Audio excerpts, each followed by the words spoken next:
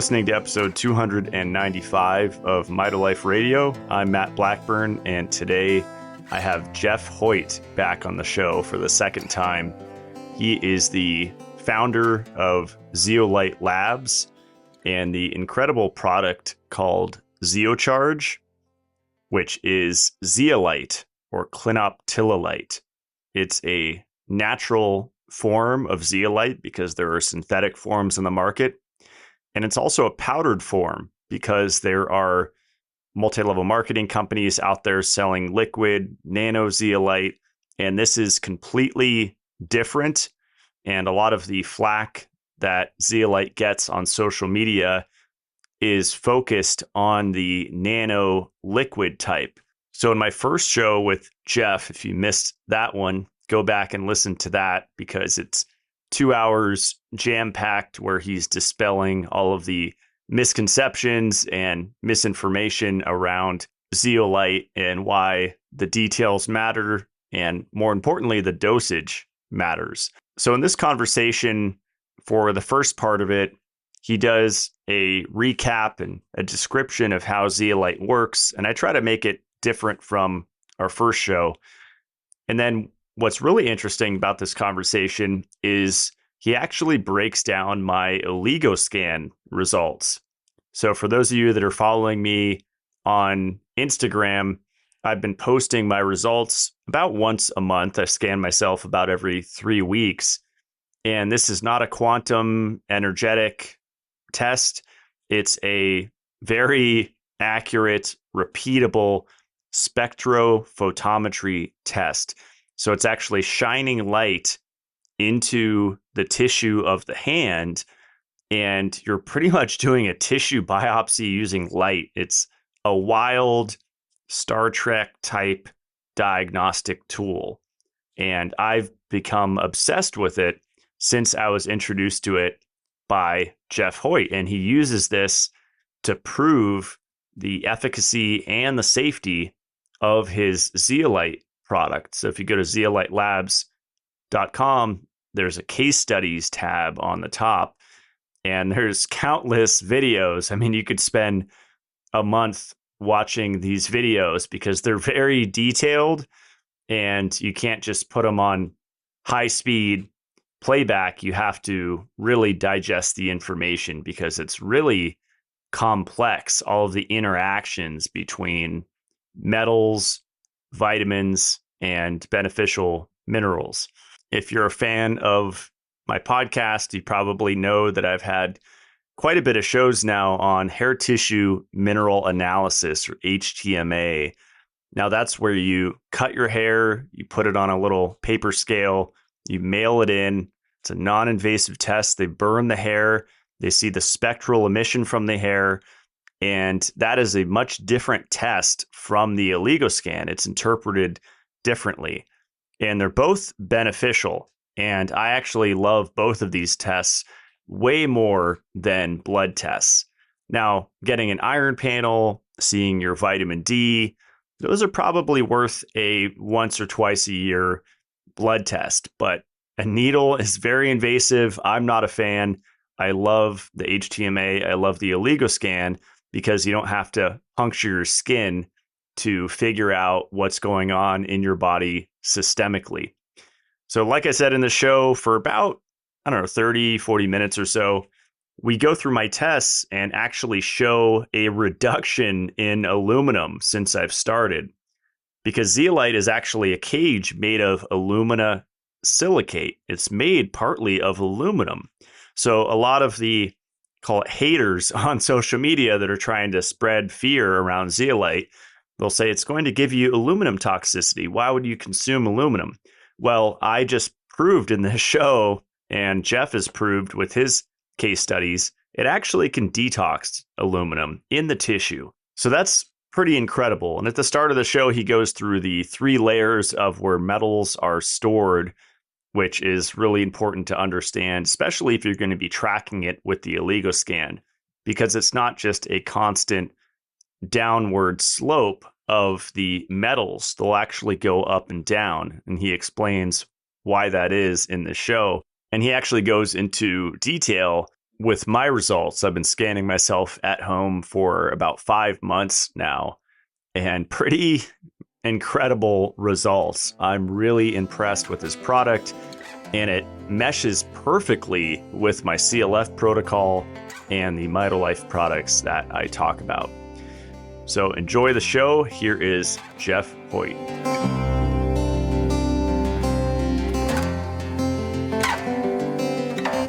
All right, Jeff Hoyt, welcome back to the show. Hey, it's great to be back. Thanks for having me. Looking forward to the combo. Yeah, this is a really exciting topic for me because I've been aware of heavy metals since I got into health. I kind of started with the raw vegan path back in 2010, and heavy metal detoxification was always a part of the conversation. But it took me 14 years to find a protocol like yours that you share with high dosing zeolite and using it properly, and how to do safe chelation. There's, as we talked about in our first show, there's tons of different ones, right? DMPS, EDTA, all sorts of different alpha lipoic acid, a million different ways you can try to get metals out of the body, but you actually found one that's safe. And the cool thing is it's not just talk, you can prove it with the oligoscan, right? Yeah, absolutely. So I was kind of on a journey myself, and I was I was a little late to the party for detox. I was doing more biohacking and, just propping up the body with biohacking technology and supplements. And then I realized that, the missing link, I think, is detox. But I thought I was detoxing with, fulvic and humics, which I love fulvic and humics, honestly. And I think they do have pretty good detox potential, and other things like the cilantro, the chlorella, just your traditional stuff. But then I realized there's just a next level. And some of those things were a little stressful. When I found zeolite, I realized, okay, there's something special about this. It's able to do things that some of the others aren't able to do. And especially for people that are more sensitive, because for people that are generally healthy, I think there's a lot more ways to detox safely. But for someone has more of a complex health challenge, their body is just more resistant to detox, and they have to go for the gentler and just safer option. So really happy to talk about zeolite and just keep providing education on what it is and how to use it effectively. Awesome.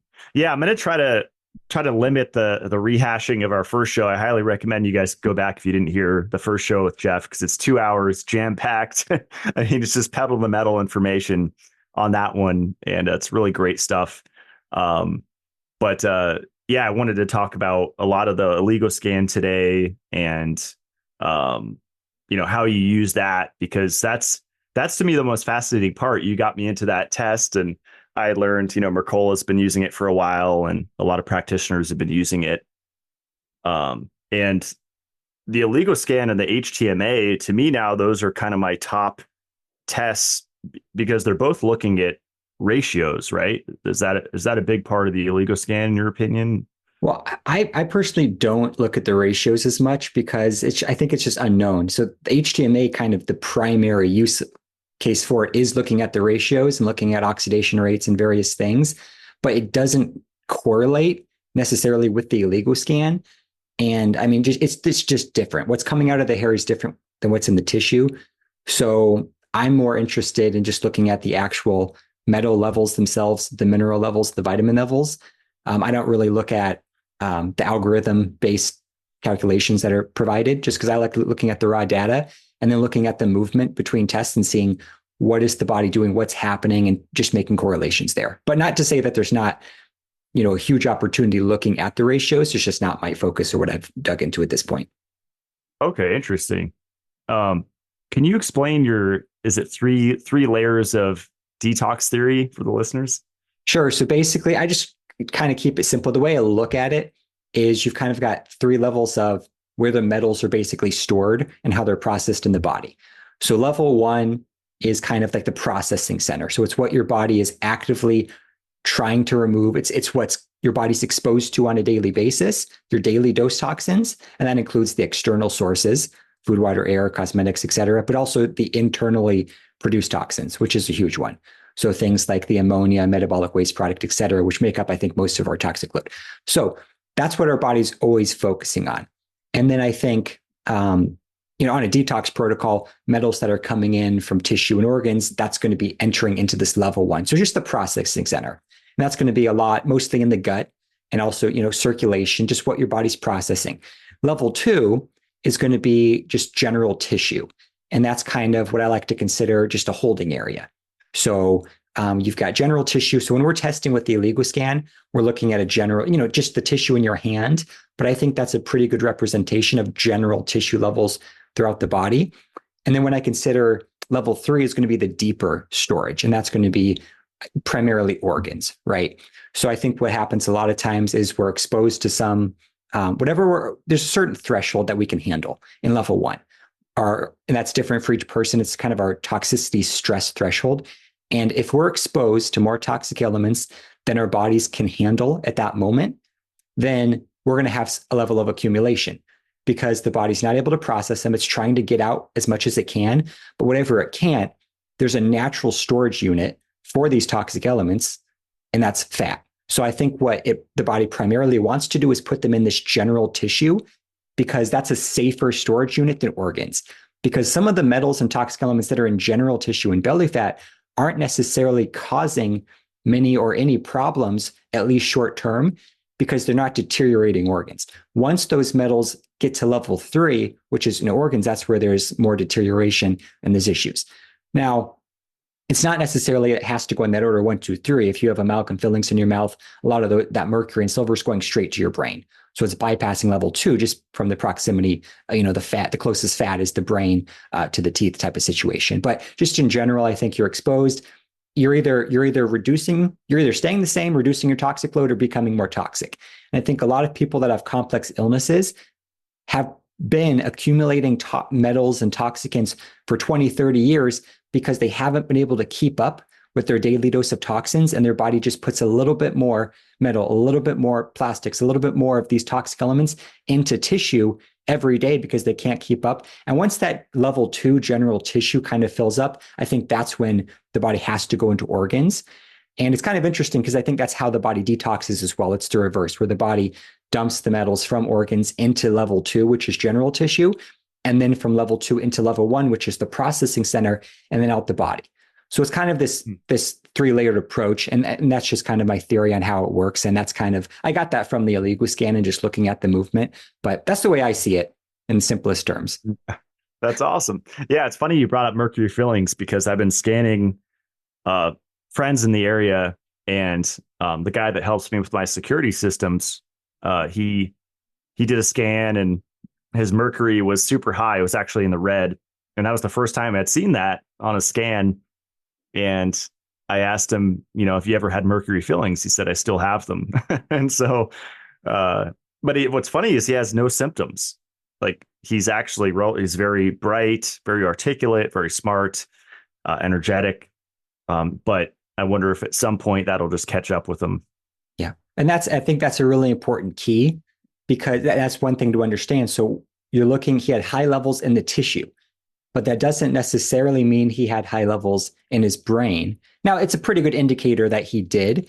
But an interesting thing is a lot of people that have a little bit extra body fat to carry around, they have higher levels on the oligoscan in the tissue. And I think that extra fat is actually, to some extent, a protective layer, because basically you have a larger storage bin for the mercury. So if someone is super thin, there's just not enough fat to store all that mercury. There's going to be more in organs. And a lot of times they're more symptomatic. So I've tested a number of people who have mercury off the charts, just all the way to the right in red and silver from the fillings, but they're asymptomatic. But these were pretty heavy people. Now, not saying it's good to be heavy or long-term, that's not going to cause issues, because eventually enzymes break down, things happen, that mercury starts getting into circulation, then it goes to organs and things. But short-term, it's potentially helpful. And that's why I think a lot of times during weight loss protocols, people get really sick because they're mobilizing mercury and these toxic elements that are in their short-term storage bin or their safe storage bin. And then the metals, if they're not being excreted safely, are going to, level 3, the organs, and that's where they're causing more deterioration. So, and one more note on that, just because it's interesting, I think it is I've tested a number of people that have had their mercury fillings out for at least 20 years. And all these people said, it's like, I got the fillings out. And what people don't understand is that when they remove the fillings, they're removing the source of toxicity, but they're not removing the internal accumulation of, what has stored itself in during the time period they had the filling. So I've tested multiple people that have had their fillings out for over 20 years, and they all have super high levels of mercury and silver in their tissue still. And it just shows you that it just gets stuck there, right? Because the body it's just a natural storage unit. And most people are kind of at their stress threshold, I would say, in terms of what their body can handle on a daily basis. And it's just getting worse every year. And the body's just doesn't feel comfortable to release that mercury from organs and tissue to detox it, because it would just be an uncomfortable situation and potentially be too stressful on the body.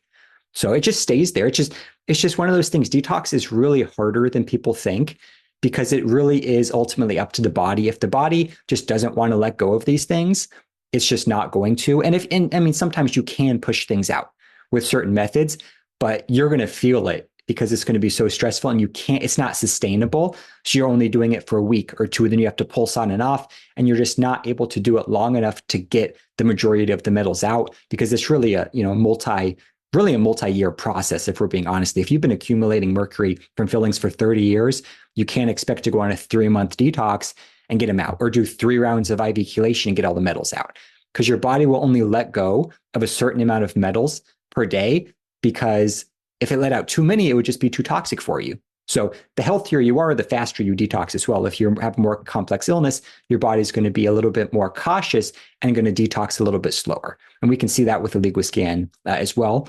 where some people just release a lot faster than others. So interesting stuff. It's an interesting point about the body fat, because you look at the prevalence of like beer consumption, especially in America, but I guess worldwide, and how comfortable people are with being overweight. And maybe it's a subconscious thing that they know that they feel better if they're carrying around a little extra fat. Maybe if at a conscious level, they don't, they can't grasp how many toxins that they're getting hammered with every day. But I think even in the terms of man-made EMF, excess adipose tissue is protective, because it's like an insulation from EMF. Yeah, it's an interesting balance, because historically, the sign of being healthy was having a lot of fat, hundreds of years ago. So the kings and generally just were very fat because they ate a lot. That was kind of a sign of abundance. And now it's like the goal is, at least in America, how skinny can we get? Can we get to 6% body fat and remove all that fat? And I think there's kind of a balance in between, where maybe neither one is healthy. But in a survival situation, if you come down with something pretty serious, sometimes you want that extra body fat to live off of, because otherwise you're going straight to muscle.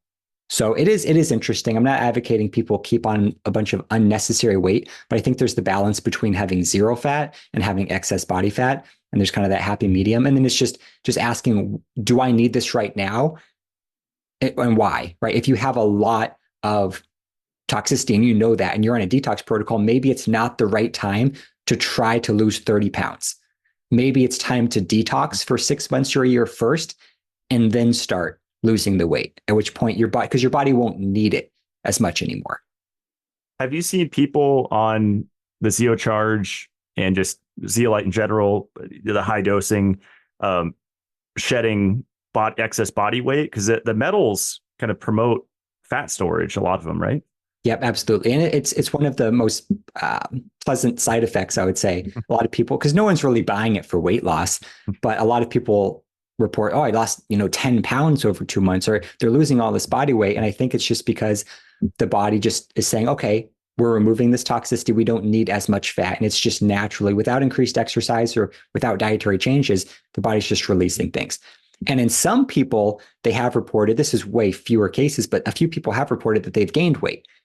So, it's the same thing. I think that might be the more complex case, where there's still some level of stress occurring from the detox.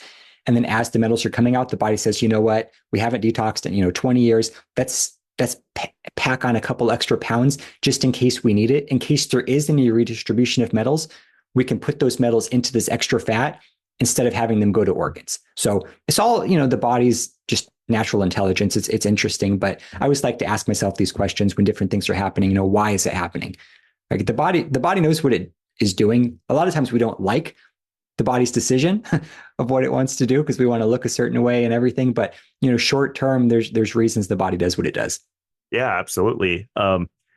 Well, I guess we can give a quick overview of clinoptilolite and zeolite for listeners that didn't listen to the first show. And there's a few interesting points that specifically I want to hit on, like the mechanism of catch and release versus push catch, and also the probably even the most important, the swap mechanism, because a lot of my guests, like I ask my HTMA guests sometimes, and they have no clue that there's actually that swap mechanism. And I kind of wanted to dive into that a little more in this show, if possible, because that to me is huge. Because one of the arguments against zeolite, it's kind of like filtered water that I promote, is it's going to strip your body of minerals. It's one of the main arguments. Yeah. So yeah, good question. So overview, clinoptilolite is a form of zeolite. And zeolite is a naturally occurring mineral that has a negative ionic charge that's attracted to positively charged elements, and we'll get into the mechanism, but it's mined from the earth. There are synthetic forms as well. So everything we're talking about when we talk about zeolite in a positive light, we're talking about natural micronized clinoptilolite zeolite here, because you've got synthetic versions, you've got the nanos, you've got all this other, zeolite's kind of a class. It's a class of mineral. So there's a lot of variations. Clinoptilolite is the form used for humans because that's the one that's been most studied, but there's 40 or so other naturally occurring zeolites. Most of them would not be safe for a number of reasons. And then you have the synthetic versions, which I also don't recommend for a number of reasons. So, but it's a naturally occurring mineral, negative charge, and it binds to positively charged elements. Now, opposed to just going in and grabbing everything. So a lot of the binders and chelators just go and snag everything. So that can be incredibly helpful, especially if you have more toxic elements floating around than beneficial elements, right? Because there's going to be a net positive effect with a lot of things. So even if the activated charcoals and the bentonite clays and the synthetic chelators are potentially stripping essential nutrients, a lot of times there's still a net benefit because they are removing a lot of the various toxic, mostly metals and other toxic elements in the like charcoal and bentonite clay. So they're great for short-term use. I mean, hospitals even use activated charcoal after drug overdoses because it just goes in and does a great job of binding to so many things. They're really not designed for sustained use because they can become so stressful on the body because of nutrient depletion. And also they just tend to be very constipating. And there's just a number of issues. And a lot of people just can't stay on them for very long. Some people have had success staying on them for longer because if the toxicity they're facing is just unchecked, and then let's say the charcoal is helping them, they'll still have a positive effect from continuing on the charcoal, even though it might not be ideal. Now, those are considered traditional binders. Some people call them dumb binders or normal binders. Zeolite is considered a smart binder. So it's kind of a next generation binder. And instead of just going in and grabbing everything there, right, the good, the bad, and the ugly, it's working through a swap mechanism where it's able to basically intelligently only grab the toxic elements. And that just sounds like a complete scam until I go into it, because it's like, oh, it's only grabbing the good, but it's leaving the bad alone. But it's because it works by this swap. It's not just grabbing. So zeolite has this cage-like structure, which is another thing that really sets it apart from other binders, where it's got a bunch of these porous holes, a bunch of these like honeycomb cage-like structures in the zeolite structure, and it's able to actually trap the toxic elements in them, opposed to just adsorbing them to the surface. So most detox agents work by adsorption, so it's attaching to the surface, where zeolite can do that as well, but it also works by actually basically absorbing it into the structure. Now, each of these little cages has naturally occurring an essential mineral: calcium, potassium, magnesium, sodium, right? And some others, sometimes some iron. It just kind of depends on the mine. So there's these naturally occurring minerals. And then when it comes across something that it likes better, which is generally going to be based on atomic weight, so something that's heavier, it trades what it has in its cage for that heavier element. Because the zeolite's goal is always to have the thing that it likes the best. So let's say you have the zeolite cage that has the magnesium in it, and it comes across mercury. The zeolite prefers the mercury, and that, heavy metals, they're called heavy metals because they're heavier. So that's why it works so great for heavy metals. And it just so happens that most of these toxic elements are heavier than the essentials. So that's why it's selective. So we're trading the magnesium for the mercury. Now you have mercury securely fastened in its cage, and the magnesium is left. And so there's, it's a micro dose. So it's not a magnesium supplement, but there is a little bit of an exchange. So there's potential benefit there as well. So we have this exchange process. And then, and just to pause there for a second, I imagine over time, though, if you do it maybe for years, it could be substantial for the magnesium and kind of, I mean, I would still recommend, like I sell a magnesium supplement. I still recommend people take it daily. But maybe over time, do you think it could even build potentially build your levels? I think the main benefit would be removing the toxic elements that are interfering with absorption, utilization of the minerals. But I mean, it is kind of a targeted delivery system as well. So you're delivering the magnesium to the mercury binding site.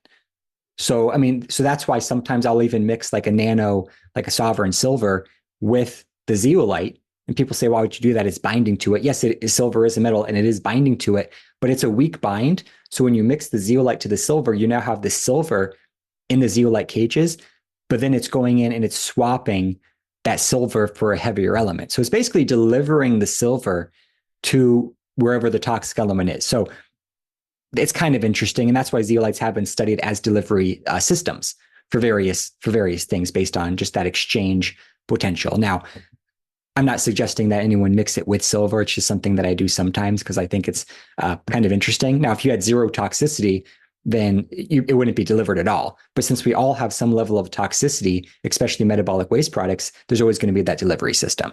So awesome. And then kind of interesting. That's cool. Yeah. And not to sidetrack the train of thought too much, but you also said something that caught my attention. You said sometimes iron, depending on the mine, is in the zeolite cage. And I know there's people with iron overload that tend to have genetic issues, or almost all of them do. And then there's iron deficiency, even without anemia, which I've went into super deeply and had shows on it with Caitlin Hardigan. I'm just curious with that iron thing, if you've ever seen anyone's iron status improve even slightly, or energy levels, and maybe it's associated with that. Yeah, I don't think there has been changes both ways, both increases in iron levels and decreases. And I really don't think it has anything, or it has little to do with the actual iron level. But like in our zeolite, the total content and the total structure of our zeolite is less than 1% iron. So it's going to be a very insignificant actual dose of iron opposed to some sort of iron supplement. And some of that's probably in the zeolite structure and not just in the cage for exchange. But iron is kind of a tricky thing. And a lot of things can alter iron levels, even microbial cleanses and removing, parasites and pathogenic microbes will have a great impact on iron. So a few people have commented that their iron levels have decreased from the product. And then a number of people that had iron deficiency had their iron levels increase. So it's kind of like a lot of the other things. It's more of a modulating effect.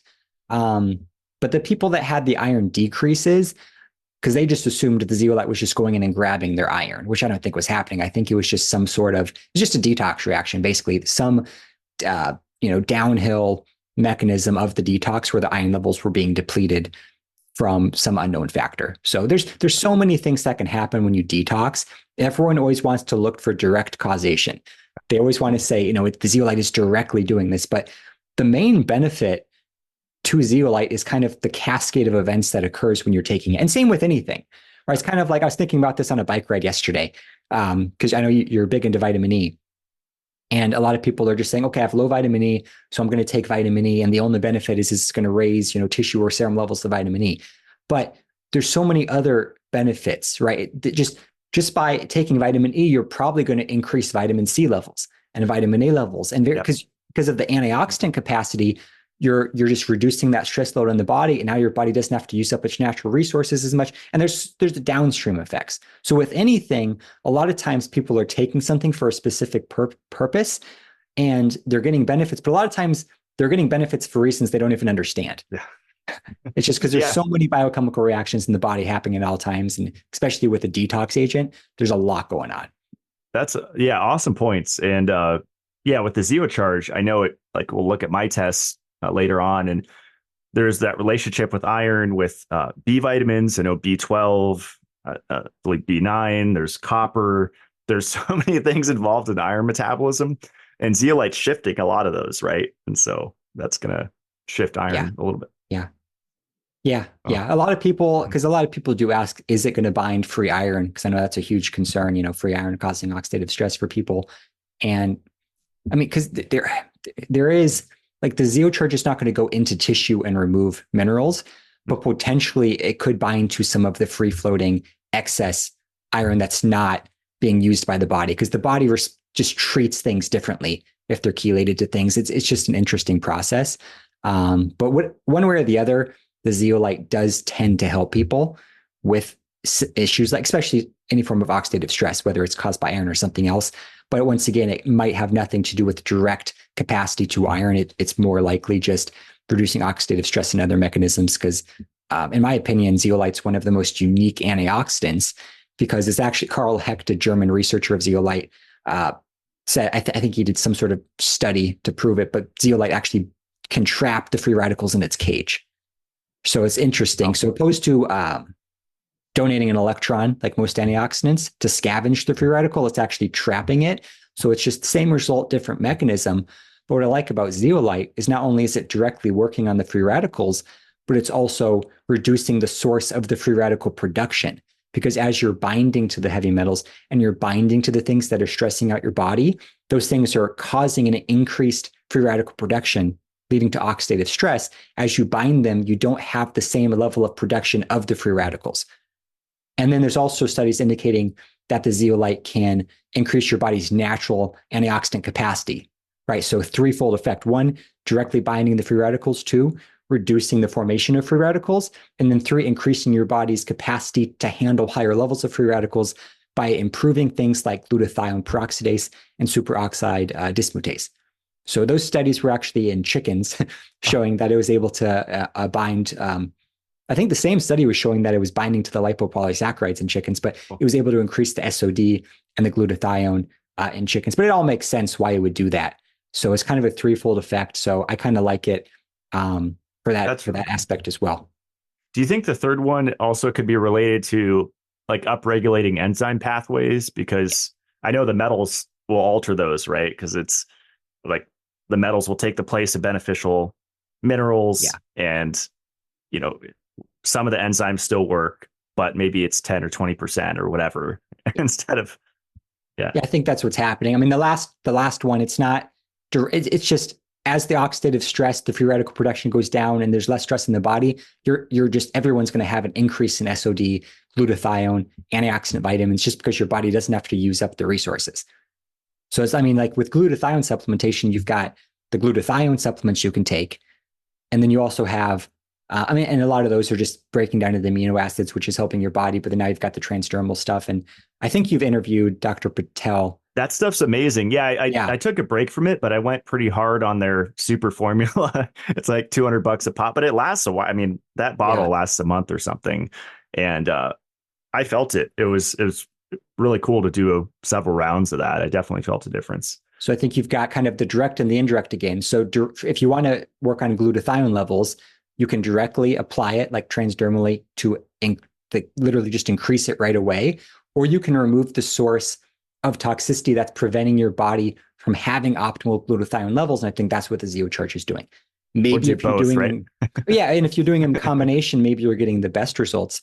Kind of like the immune system, you can take polysaccharide extracts or the various vitamins that you're selling and extracts and stimulate the immune response to work at a heightened level to fight infection and just to stay optimized.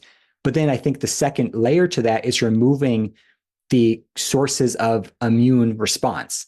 So that's where the zeolite comes in. So I think that's why I always call zeolite a foundation to a protocol, because you've got this base layer where you're just binding, removing inflammatory markers and immune stimulants. And then you can go in with the other, additional antioxidants. You can go in with additional immune regulators or whatever you're taking. And it's a two-tiered approach. Yeah, I've definitely felt stronger. I'm flying down to San Diego again soon because family's birthdays and stuff. And my birthday was a month ago. And I heard, the thing was going around and I was kind of concerned. So I brought my methylene blue, I brought my vitamin C and all my normal stuff.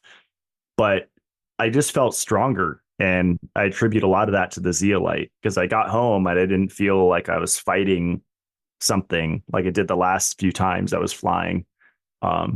Airplanes really harsh, environment's harsh. And so you're just exposed to, everyone's, whatever they're breathing out, which is probably not the best to be breathing in. So I will say, I think one of the primary, if not the primary benefit, one of the primary benefits to taking proper dose Zeocharge is the immune regulating effects. I strongly believe that because I think it starts there and that results in a stronger detox. Because if you're reducing the look, because when you have a strong immune response constantly to whether it's your own, waste products being produced or whether it's microbial agents or internal sources of toxicity, mycotoxins, whatever it may be, that immune response results in chronic inflammation because immune reaction equals basically an inflammatory response. If you have that every day, you're in this inflammatory level, and then your body's not going to want to detox. So I think it starts there by calming. So I like to say Zeocharge calms the storm in the body. I think that's the number one thing it does. And then from there, the body says, okay, now I don't have to focus so much on this other stuff. I can go to work on some of these projects I've been, putting on the back burner for years because I've been so focused on these immediate threats. So I think it starts with immune regulation. I think that's the primary benefit of zeolite. And then from there, you get the downstream effects of detox and other things. That's awesome. Yeah, it makes total sense. I've been mixing it. I'm a stacker, so I've been mixing it with cordyceps extract, like the cordyceps, and I've really been feeling that combo. I think I figured out a pretty good combo because this year has been super stressful and chaotic, just personally with moving and lots of stuff going on in my life. But I felt stronger than ever. So it's cool to have the right stuff going on. So let's jump into what I brought up before, like the push catch thing, which a lot of it's liposomal formulas that companies sell versus the catch and release that zeolite does. And I guess you kind of touched on this earlier with the adsorption. Like zeolite does both, right? It adsorbs and it actually sucks it into the cage. So yeah. So and I was just comparing binders to binders. So the push catch is a little bit different because technically, if you're on a binding protocol, the goal really is just to reduce the stress load on your body. That's the whole point of a binder is to reduce stress. Now, the traditional approach to detox is really to take an agent, something to stimulate your body to naturally release metals or toxins from tissue and organs. That's kind of the point. Or it's a chelator that's going in to directly grab it. So the push catch approach is, and that term I think is, I should give credit to Chris Shade. That's probably his term. But it's just kind of a good concept that, a lot of people are doing. They're taking, let's say, a homeopathic or a mineral balancing or something, detox smoothie, whatever it is, something that is even sauna, something that's causing the body to mobilize metals and toxins from tissue. And then, so they're going from levels 2 or 3, right, back to the tissue and organ level, and they're pushing them in to level 1, the processing center. So the challenge here, and that's great because we want to get those things out, but the challenge is if that person is at max capacity of what they can handle in level 1, then they're going to get detox reactions because their body really can't handle any more circulating, level 1 processing toxicity right now. They're kind of at full capacity. They're at full processing power type of thing. And when they take those things, it adds the burden. So when they get these reactions, they naturally assume this is great. It means the protocol is working, which is true, but it also is just saying that you have more in level 1 than your body wants to deal with right now. And sometimes if that only lasts for a couple of days, fantastic. But if that lasts for weeks or months, that can be problematic because it's causing a stressful experience on your body. Now, the net effect is probably going to be positive because you are removing toxicity. But the challenge there is that you're pushing things out. If you have more in the level 1 processing than your body can handle, you could potentially get redistribution. And some of them are going to find a new home and you're not efficiently detoxing. So what a lot of practitioners do is they add a catch agent. So they're pushing stuff out and then they say, because detox by nature is going to be a stressful experience on the body, right? Because the body is keeping these things in tissue as a self-defense mechanism because it doesn't want to let go. If otherwise we wouldn't need any detox supplements because the body would just let go of stuff, but it's keeping it in organs and tissue because it doesn't want it in level 1 processing because it's stressful. So by nature, detox is going to be a stressful experience. Now, so what practitioners do is they say, okay, we're stressing out the body. Now we're going to mitigate the stress of that by taking some sort of catch agent. And that's where generally the binders come in. So they're taking, whether it's the pectins or the charcoal or the bentonite clays or a zeolite or whatever it is, they're taking a catch agent. So you've stressed out the body, and then you've tried to mitigate the stress by taking an agent. And that's probably the most common approach to detox in the natural health industry, besides like just chelation, which is just literally going and trying to rip stuff out. And that can be a whole nother thing, which we can get into if we want. So with the zeolite, I like to think that it's the exact opposite approach. So it's catch and release. So push catch, add stress to the body, and then the goal is to mitigate that stress by a binder. But there's still a net positive. There's still stress being added because you can't mitigate 100% of it. So there's still some symptoms, but taking the binders generally helps reduce the symptoms. So it is definitely a good idea to take those binders when you're doing that to reduce the stress load. With zeolite, when you're responding well and it's taken properly, you're actually reducing the stress load first. So you're actually reducing level 1, what's being processed. And now there's extra room. So the body at its own pace will let go of metals and toxins from levels 2 and 3. That's why a lot of times I think it doesn't cause symptoms in a lot of people, because your body's only going to let go of the amount of metals and toxins that it can receive. So it's basically reducing the stress load on the body, and then the body will basically have excess stress capacity, so it dumps toxins and metals at its own pace. So it's really kind of working with the body's natural detox process, opposed to fighting against it a little bit. Instead of the push catch is being pushy, right? It's pushing the body kind of to its limits, and sometimes it's stressful. Now, the healthier people can handle that approach much better because they have extra capacity in the level 1 processing to handle it. A lot of times they get no detox symptoms at all. They can handle it, no problem. But if you're at max capacity, if you have a complex illness or some sort of, chronic issue, that's where it becomes kind of a difficult approach, because really for those people, removing the stress load initially, because it's so high, just their baseline stress load is so high, removing that calms the storm in the body. The body then says, okay, now we have extra energy, detox energy, and it releases the metals from tissue and organs. So that's kind of how I look at it, just opposite approaches, not saying one's better than the other. I'm biased towards the catch and release, but I think it just depends on the person, where they're at, what their current level of health is. That's how I see it. Well, you brought up, and I've had, I even had a recent show with Robert Seelig. I love that guy on homeopathy, and that's a really fun thing I've been playing with. And, it's more subtle energy healing, energy medicine. But so I've interviewed a bunch of HTMA practitioners, and some are really anti-zeolite. And then people like Seelig say, it's insane to do mineral balancing without a binder. And my thought is, why not?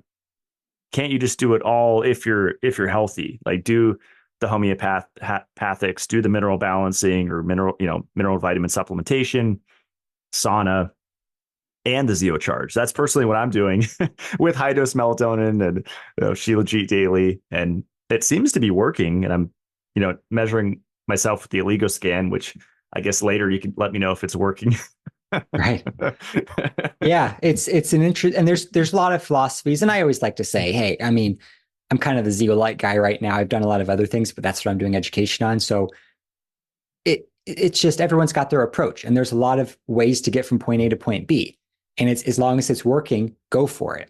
My goal is the most efficient and effective way to get there. I think Zeocharge is definitely a foundational part of that. Now, for mineral balancing, for example, and this would go for homeopathy or any other push mechanism, you're definitely stressing out the body. Now, a lot of times, a lot of practitioners want the patients to experience symptoms because it actually motivates them, because they can feel that it's working. So that's one of the downsides sometimes to taking Zeocharge, is if people don't feel anything right away, they assume it's not working, but it might just be working more efficiently. So that's one thing to consider.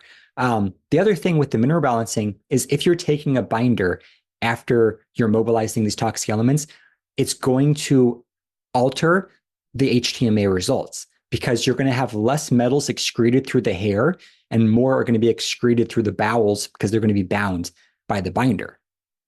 So like Matt Kaufman talks about, he does the HTMA mineral balancing, and he does recommend Zeocharge, but it does kind of alter the results. So he just has to take that into consideration where you might not see as dramatic of movements in the HTMA. Doesn't mean it's not working as well. It actually means it's probably working more efficiently and better.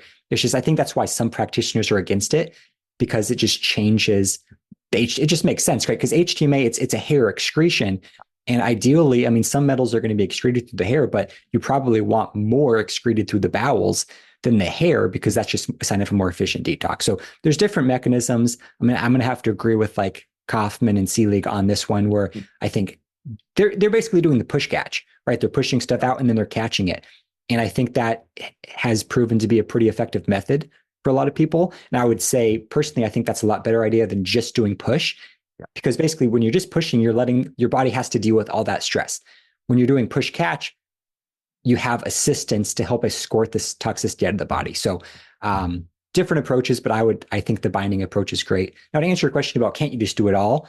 I think it's an interesting question, because that's what most people think is more is always better, but not necessarily, because one, I think I kind of call it max detox, right? There's only a certain amount of metals the body is going to release at any given time, right? And let's say you're getting to that max detox potential with one protocol or one product. If you keep stacking and adding more things, you're not going to detox faster. That's the thing. So at that point, those things could potentially be beneficial if they're working in some other mechanism and helping reduce stress in the body. But if they're just adding stress to the body, they actually could at that point become problematic.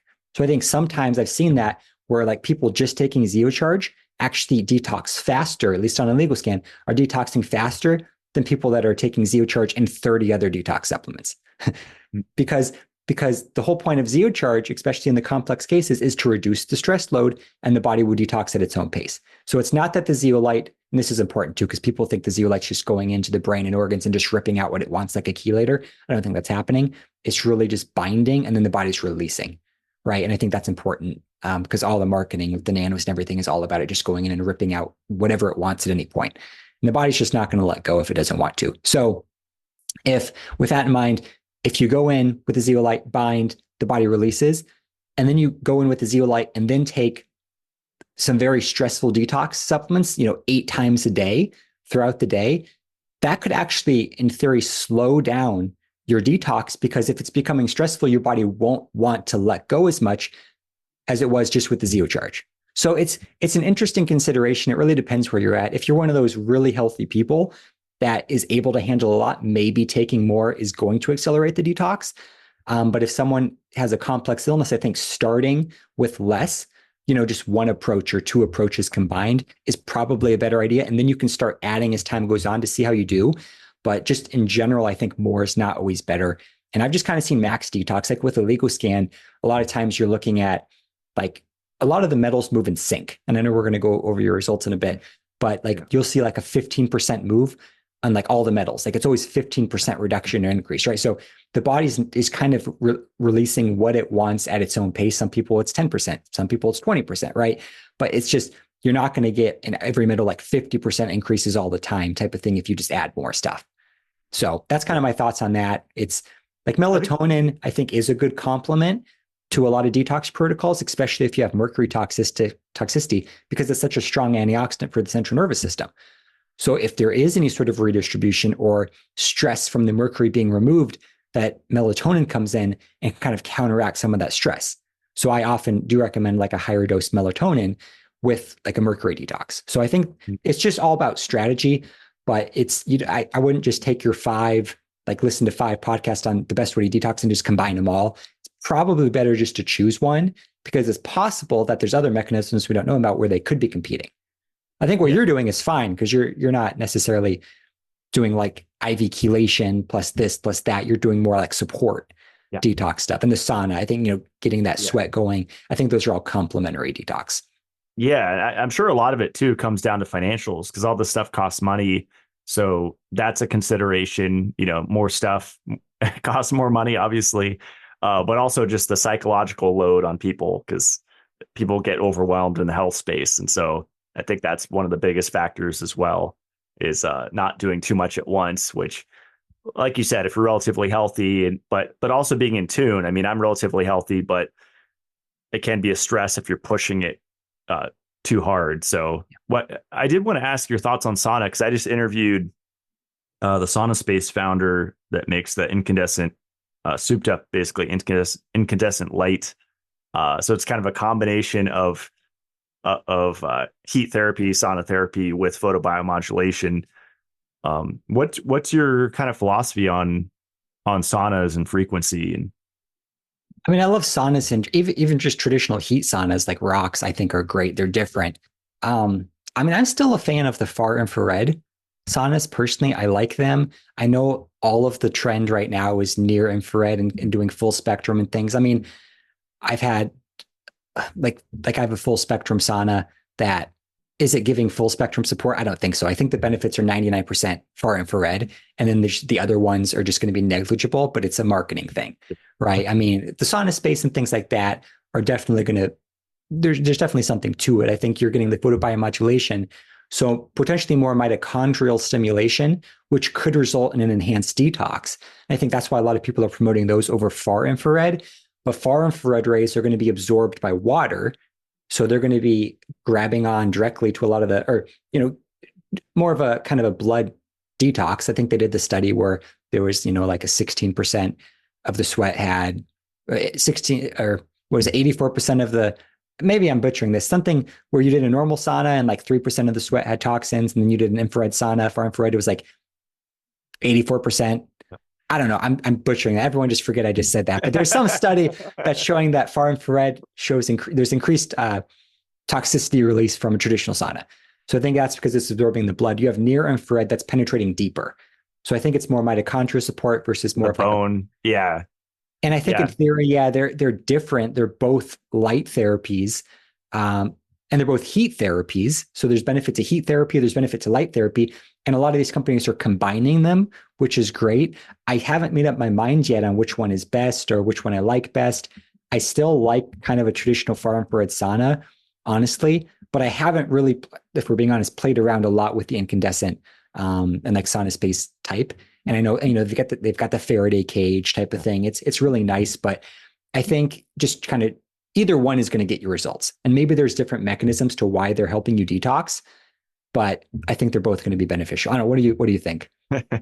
Yeah, I like them both. I'm always kind of prepper mindset. Not that I'm, looking forward to it, but I always like to play the mind game of, oh, what if I don't have electricity for a time? And that's where the wood burning sauna comes up. So I'm going to set up the same wood burning barrel sauna that I have here on my new mountain.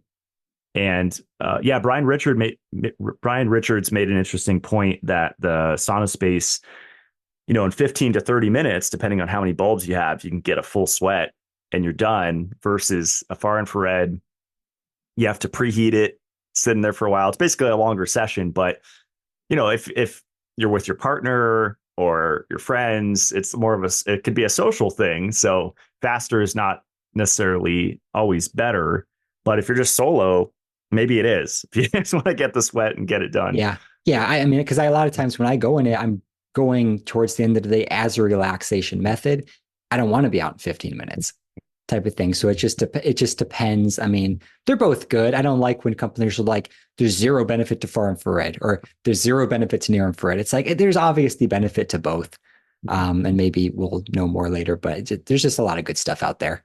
Yeah. I'm probably going to use them both. I definitely like the immediate heating, especially up here in the northern latitude, North Idaho. Just the heat, the incandescent feels so nice. And I definitely feel more of a mitochondrial effect from it. Yeah. But I'm going to continue to use that, red LEDs and far infrared sauna. Yeah. Because that's kind of was my pet peeve with the whole industry when they're trying to combine everything. I don't think even like the incandescent is going to be a substitute for like a full body red infrared light panels, like dry light. I think that's going to be a little bit different just based on, I mean, just the power density is so different. Just like an inch away makes a huge difference, right? So if you have, it's just the full body, especially if you can have it like an inch away from your body, depending on your device, I mean, or just touching your body. So then you're not getting the reflection of the light. That's even better.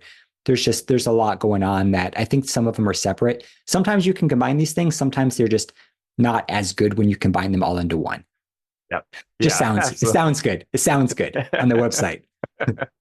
Yeah, and they tend to be super pricey. And it sounds convenient, like, oh, I could just get all the therapies all at once. But yeah, I've been playing around with breathing carbon dioxide Okay. gas, like usually 2 to 5%, and that's a super instant de-stressor. And I think it probably helps the detox because it's working at the level of oxygen utilization, so it's pretty nice. Yeah. Anything that can optimize oxygen utilization, I think is, one of the top priorities in my book. That's why I always say oxygen's your number one nutrient, right? Most of your cellular energy comes from it. If you can optimize that, then a lot of things are going to start falling into place. I mean, oxygen is one of the most powerful detox agents there is, right? Just because of the mitochondrial stimulation, all the things. It's one of those things. It's kind of like nutrients. It's not all about pumping it in, though. If you're healthier, your body's going to have better oxygen utilization. It's like it's absorbed better, basically, kind of like a nutrient is absorbed better when you're healthier. So you've got the two approaches. You can go in and do hyperbarics and EWATs and ozone and various other direct oxygen therapies, which can be short-term beneficial, or you can work on really the cellular level, cleaning things up, and then your body will naturally utilize oxygen more efficiently. And they're both beneficial, but you don't want to bypass that second step of actually getting to the root cause. Yeah, and vitamin E is involved in that too. A lot of nutrients are, but vitamin E is one of the big ones. So, uh, yeah, good stuff. You did mention chelation earlier, where you just go in and rip stuff out, and I think people are still into the EDTA therapy. I think in the context of like nanoparticles, which that's I think it's trending now because people are talking about how nicotine, and I'm a nicotine cigar fan, Yeah. almost daily, and so I mitigate that stress, with nutrients. But they're saying nicotine destroys the nanoparticles, um, and EDTA does as well. But there's side effects to EDTA, isn't there? Yeah. And a lot of those same people are similar crowds on, I'm listening to a lot of that myself, Rumble and these stations, or not as much anymore, but I'm familiar with the talks. And a lot of them are also talking about zeolites, removing nanoparticles. There's not a lot of research backing a lot of this stuff up is the problem. And I think ultimately when it comes down to like nanotech and some of these, bioweapons and things, the body has to reject these things itself. Back to what I was saying, people always want this direct. Does it directly bind to this or that? It's like, well, maybe, maybe not. But the question is, does it detox it? It doesn't necessarily have to bind to it to detox it. Because if you can bind to a lot of other things and then the body has more detox energy, it can naturally reject and use that energy to work on nanotech or whatever else. But EDTA, it's been great for a number of years. It's been around for a long time. It was kind of, like a chelation therapy of choice for 30 plus years. I don't know how long it's been around, but a long time. The challenge is that most of these the chelators they're designed for metals, really is what they're designed for, right? So like EDTA specifically for lead, you've got, the DMSA, the DMPS, all these other things, even the natural components, more natural, I guess, synthetic ALA, but like supplement versions, these things that are more chelators, but like, they go in and they grab to metals, but the problem is we have so much more than metals going on. And I think the metals steal the spotlight because there's so much research on them. We know they're bad. We know they cause oxidative stress. We know we all have them. They're easy to test for in various ways. But I think probably a bigger problem are the things that we're not talking about as much, like the glyphosate Roundup, the environmental toxins, the microplastics, all of these things. And who knows whatever else we have in our bodies that we're being exposed to that we don't know about. They're harder to test for. There's less research on them, so we don't know. So we talk about metals. So one problem with chelators is they go in, if they're just binding to metals, we're missing out on a lot of the other stuff. And that can, one, result in not working on that other stuff, but also resulting in an inefficient detox. Because if you go in and you stir up the metals, you have all these other toxic elements. Let's say the metals were 10% of the toxic load. Now this 90% has been stirred up. Your body has to deal with it on its own. You get terrible detox reactions. Whereas with zeolite, you go in, you stir something up. The zeolite is such a broad spectrum binder, and maybe it's not binding as strongly to lead or some of the metals as a synthetic chelator, but I think it's more important to have that broad spectrum ability to bind opposed to the direct binding affinity. Because now you're able to bind to all of these what toxic elements that have been stirred up during the detox process, so your body doesn't have to deal with it. So chelators generally add stress to your body, whereas proper dose, high dose zeolite or normal dose zeolite is going to be reducing the stress load on the body. And in turn, I think results in a faster detox because back to the body will then naturally release lead and other metals at its own pace faster. So chelators have a number of issues. I mean, they're definitely stripping nutrients for one, right? So they're causing that issue. They're really focused on metals, just limited in what they can do. A lot of times they're expensive, especially if you're going into a clinic and doing IV. You're only doing a few rounds of it. And there can be substantial benefits, but there's only so much metal you can get out from a few rounds of chelation, opposed to zeocharge, which you can take every single day for months and potentially get the same, if not a faster detox, taking it every day without the negative effects. I just don't see any comparison. Because there's a lot of people who have tried EDTA and various chelators, ended up in the ER because it just put too much stress on their body. And same with, nanozeolites and other detox agents. Then they take zeocharge at, 30 grams a day, no detox reactions at all, or very minimal reactions, right? So it's interesting. I'm not saying they're not good. Maybe there's a place. If you were just exposed to lead, probably EDTA is going to be great because you have this high circulating level of lead. You want to go in and grab as much as possible. But when we're talking about the chronic accumulation of metals, I think that's where the zeolite is more powerful, because a really important point is just because a metal has an affinity or a chelator has an affinity for something doesn't mean the body will let that chelator grab it and remove it from the body. Now, most chelators aren't even making it to tissue. They're more circulatory and gut chelators as well. But some of them are designed to go into tissue and some even the brain. But just because a chelator can make it to the brain, if your brain cell doesn't want to let go of the lead or the mercury, it's not going to let go. And then you're going to have this tug of war effect. So it's really fighting against the body opposed to working with it. And that's based on your level of health. And that's where some of the studies can be very deceptive. Because when you're doing a study for chelate, let's say, I might have given this example before, but there's a chelator OSR, and it's not in the market, but Boyd Haley developed it maybe 2006, 2008, because he was doing research at University of Kentucky on Alzheimer's. He discovered that, huge correlation between amalgam fillings, mercury toxicity, and Alzheimer's. And he was just a conventional guy. And he said, okay, how do we get this mercury out of the brain? And then he said, well, there's really no good chelation methods on the market. And he doesn't really like any of the chelators because he says they're just weak. They're complexing agents. They're not true chelators. They kind of grab stuff, they drop it, very stressful. And none of them really have a strong affinity for mercury. So he says those aren't going to work. So he's a biochemist. He developed his own chelator, and it has a bunch of names now. It's in trials. It was shut down. It was sold as a supplement for a while, but specifically designed, hydrophobic, so afraid of water, goes straight into the fat, grabs mercury, and chelates it so tightly that it never lets go. So they've even done studies where, and there's tons of research on it now, so it's pretty interesting, but they've done studies where they've attached this chelator to mercury and then fed it to animals, and it has zero toxicity because it's such a strong bind, it actually generates a new compound. So I'm not promoting this. I used to use it myself and a lot of people, but I then discovered that, okay, there's this direct binding capacity is fantastic. But what I learned is if the body doesn't want to let go of the mercury, it's not going to. So in the studies for this, it was coal miners and animals and people that were just exposed to mercury. And in those situations, your body was just exposed. It's kind of floating around. It's stressing out your body. You take a chelator and it's probably going to work incredibly well because your body it just rejects it. It just says, okay, please take it.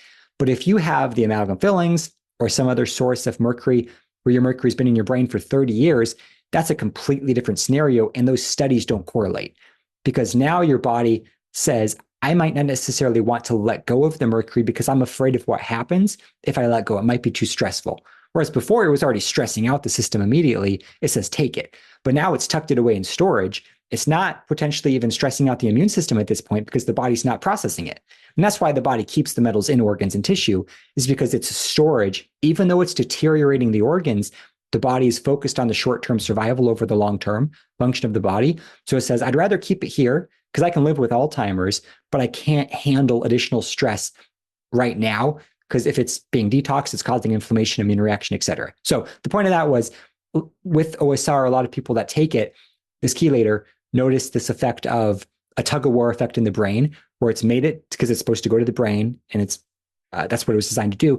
But the brain cells don't tend to want to let go of it with these people with chronic illnesses. And it usually is an absolute disaster. because he designed it to be this incredibly safe chelator, no detox reactions, all this stuff. And that worked great for healthy individuals and coal miners and animals, able to get all the mercury out of their bodies in like 2 weeks. Okay. But then with these chronically ill people, not so much. And then with the oligoscan, having people use that with the test, there's just a certain level, like on the tissue, that the body's just never going to let go. It's just never going to decrease to a certain level, like mercury. So you could take that chelator every single day for the rest of your life. Your body's not going to let go of what it doesn't want to let go of. And that's why I think Zeocharge is kind of a game changer, because it allows the body to let go of what it wants to let go of when it wants to let go of it. It just gives it the additional detox resources to do so, opposed to coming in with some agent that's just, it's what we want to do. So with chelators and a lot of detox protocols, it's what we want to do, maybe not what the body's priority is. With Zeolite, it's reducing the stress load. The body can prioritize what it wants to detox when it wants to do it. Yeah, that makes total sense. I think in our first show, I brought up the magnetic sleep pad. I was very fortunate to interview Dean Bonley before he passed. And I used that for years, I don't know, 3-4 years pretty consistently, but I wasn't taking any binder. I mean, I was just on clean Shilajit and that's it. And occasional chlorella and stuff. But I think I was just pushing around metals, and I eventually just went back to a grounding sheet because I felt like it was actually stressing me out. Like I could physically feel my body getting stressed, sleeping on it long term. But I wonder now, like with the Zeocharge and Zeolite, as more of like a long term strategy with, that or PEMF, or rebuilding my lodestone magnetic tub on my new mountain, 3,000 pounds of lodestone, which is more of a natural, gentle magnetism versus I think PEMF is probably the most intense. And then the Magnetico is just kind of a static field that you sleep on. But I think there's a few different approaches to using Zeocharge. And I don't know if we covered this the first time, so I'll cover it now. You've got the approach, if it's your primary detox agent, then you can just use it alone, take it once per day, and then let the body do what it wants to do. If you're using it in conjunction with a protocol you're currently on or you want to go on, including PEMF, saunas, other things, I think it's best used as a binder for those things. So at that point, if you're doing the PEMF or the sauna, it's probably a good idea to take it, during that time or after to sop up some of the stuff, because you're using the other things as the primary agent to mobilize metals, and then zeolite is the binder. Otherwise, you can, and maybe at that point, it's best to split up the dose. So if you're doing homeopathics or mineral balancing and you're taking it 3 times a day, then maybe it's best to do 2 scoops of Zeocharge after each session of the mineral balancing or homeopathy, opposed to 6 all at once, because it's a completely different approach. Because the whole point of the 6 scoops is to reduce the stress load and allow your body to naturally dump at its own pace. But if you're already getting stuff pushed out through the other methods, then you want to use it as more of a binder to mitigate the stress. So at that point, you're using it as push catch instead of catch and release. So I think those are the 2 things to kind of consider, because a lot of people are stacking it. And a lot of my recommendations I'm giving are for people, like in the case studies too, they were basically just taking Zeocharge. And, but when you're combining it with a bunch of other stuff, it's a different approach and it's going to be unique for each person. And if we could, I think it might be helpful just to talk about a few different types of detox reactions, because I think in the past, when I talk about the higher dose theory and how the higher dose of zeolite is much less likely to result in detox reactions than a low dose, a lot of people think that they should never experience any detox reaction under any circumstance, or they're doing it wrong, which is not necessarily the case, right? So we know that taking 1 sip of Zeocharge, which is equivalent to like a nano or liquid zeolite, is much more likely to cause headaches, joint pain, various detox symptoms than taking a full glass of Zeocharge. And it's not because it's working better, it's because it's stirring stuff up and the body has to deal with that mess it's made. Because basically it has enough binding capacity to make a mess, but not enough to clean up its own mess. Where you take a higher dose, it makes a mess, but now it's able to clean up its own mess, opposed to leaving that mess for the body to deal with. So that's number one thing to understand. Now, there's different types of detox reactions. Some are better than others. Some are stressing out the body, some are not. So one, we have what we want to avoid is going to be like the redistribution of metals. So in the situation where you take a super low dose of zeolite and you get these terrible reactions, and then you take a higher dose and you get no reactions, you know the higher dose was better because the lower dose was just an inefficient detox, and there was probably some redistribution or something going on, some unnecessary inflammation, unnecessary immune reaction unnecessary. It just was unnecessary. The higher dose was better. Now, that's what you want to avoid. But let's say you're having Herxheimer reactions. Sometimes those are going to be unavoidable. And Herxheimer reactions are microbial die-off. So bacterial and other generally bacterial, but we can classify it as just microbial, fungal and parasitic, all these just waste products of those things as the immune system is attacking them. Sometimes those are going to be unavoidable. And that's not necessarily a bad thing because it's not that nothing is redistributing or causing an increased toxicity. It's just that your immune system is attacking because they were in a biofilm or they were protected from the immune system. Now they're exposed. The immune system attacks. It has that opportunity to go after them. You might get some reaction. So that's not necessarily a bad thing.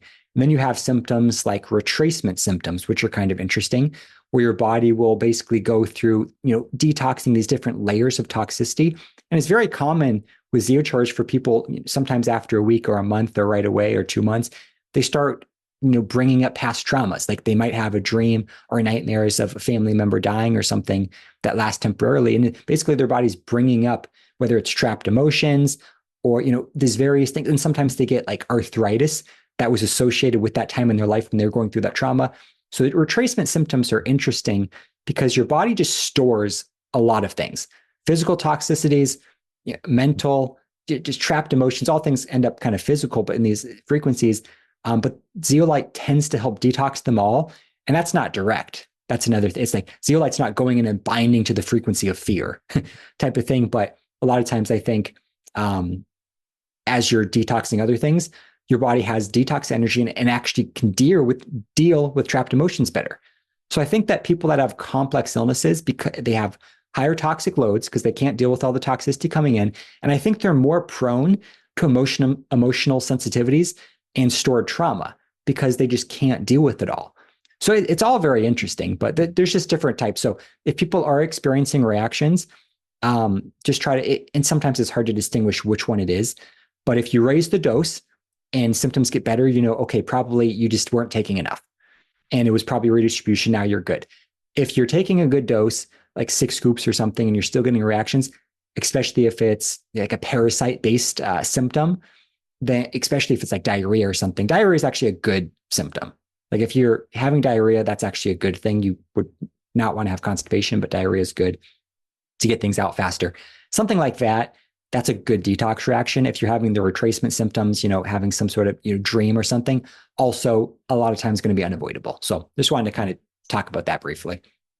That's awesome. Yeah. I'm excited to get back into, not to keep adding therapies into this conversation, but sensory deprivation floating. I'm a huge fan, and I've had just tremendous nervous system benefit over the years from using it at home, having my own pod. So I think that would be a perfect adjunct with what you're talking about with bringing up trapped emotions and stuff, because in, weightlessness, no sound or light, and then you have the capacity to deal with it. That's a great, container to process. So,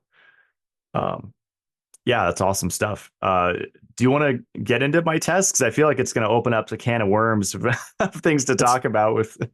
Yeah, I'm down for it. Interested to see. Yeah, should we? I think a lot of people are going to be listening to this just on audio, but maybe at some point I could post the video portion. Should we start with my first test, do you think? Or yeah, just do the first test, and then do you have the comparison where they're like side by side, like the 2 levels are like on the same sheet where you can see them? Like, yeah, I could open, maybe if it'll open up on here. It's just a little easier to see like the percentages and levels that way.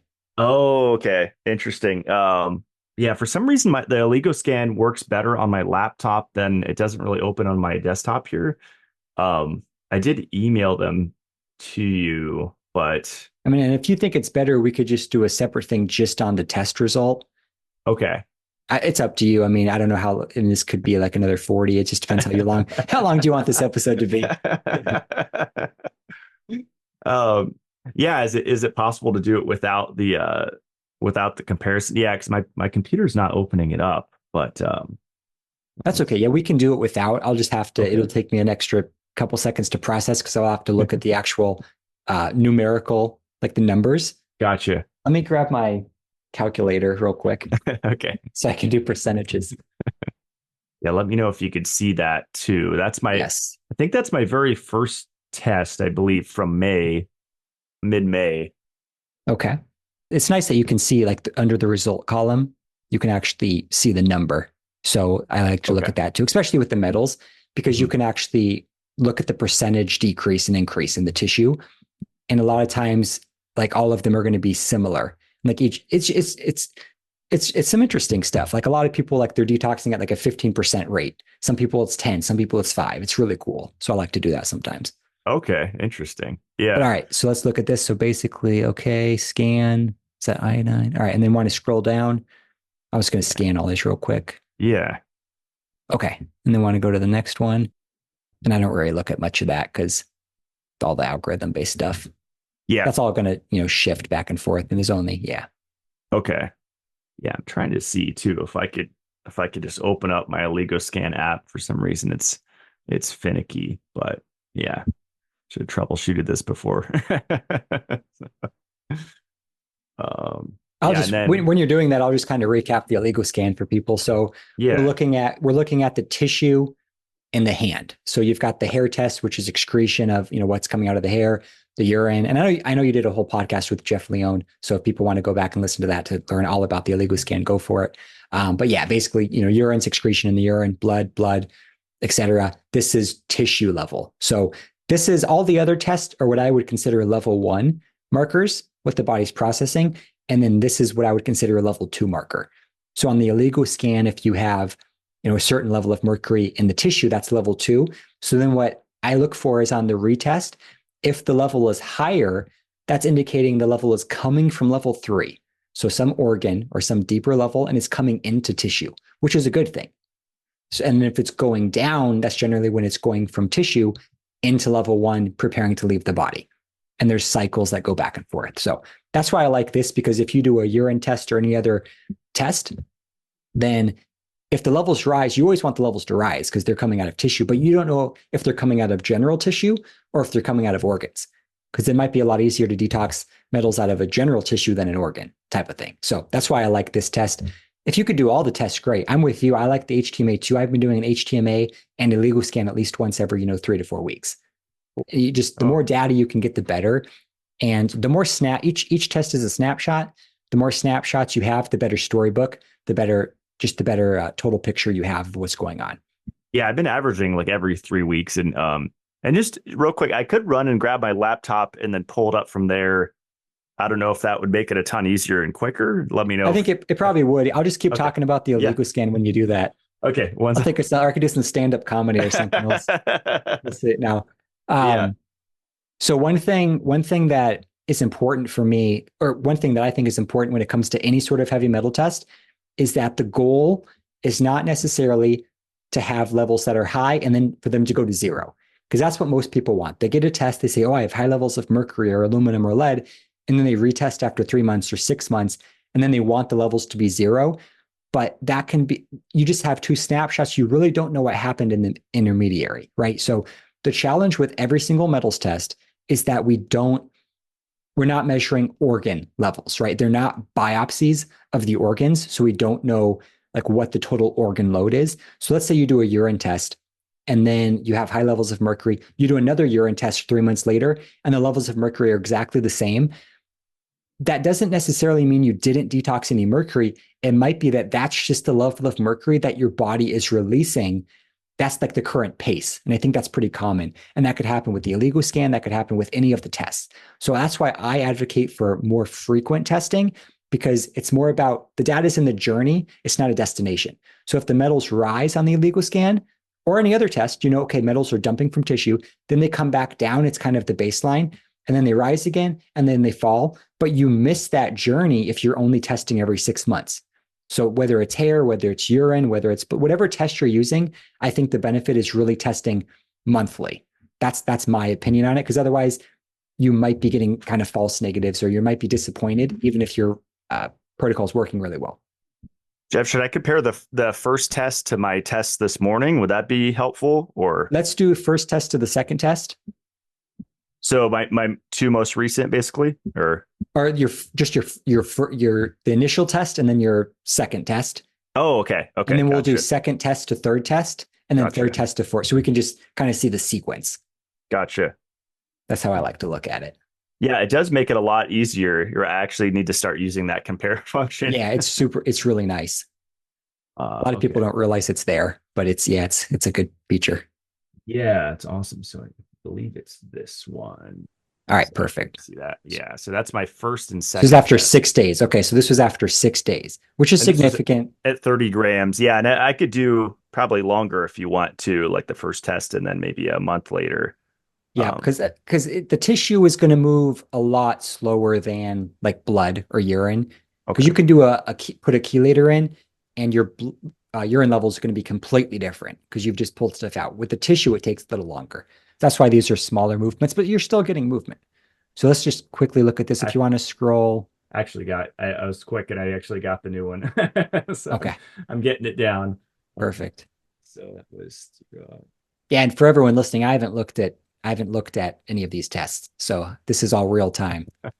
The read. moment of truth. The moment of truth. Is the Zeocharge working or not?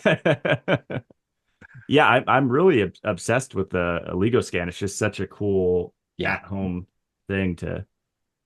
There we go. Can you see that one? So, perfect. Okay, so this is over, 4 to 5 weeks. mhm. All right. So first I like to start with the metals. So if we can just go down to the metals, because then it makes the minerals make more sense. Okay, Okay. So this was when you started to a month later. Is that right? correct. Okay. Yep. Hmm. So the baseline level here is the gray. If people can see, the top line is gray. That was the initial test. And then 4 to 5 weeks later, you have the colored line. And you can see that in most of the metals, the colored line, which was the retest, was higher, indicating that the body is pushing out metals from level 3 deep storage into level 2 general tissue. So that's actually exactly what you want to see, because it's indicating that this is offering a full body detox, right? Metals are coming out of the organs, wherever they're stored, and they're coming into general tissue. So what's interesting is the body does tend to group certain metals together. So a lot of times it'll group, for example, gadolinium with aluminum, which is what we're seeing here. So 13 of the metals, if I'm just glancing at this quickly, 13 of the metals increased. So you had a dump. The metals were from organs. You had metals release, body releasing 13 metals, but there was a decrease in aluminum and a decrease in gadolinium. So that, and the body does tend to group things together. It's very interesting. And I think a lot of times it's what's in the brain, right? So gadolinium and aluminum. So very interesting. Interesting. Okay. If you do look at the percentages, we could do it really quick.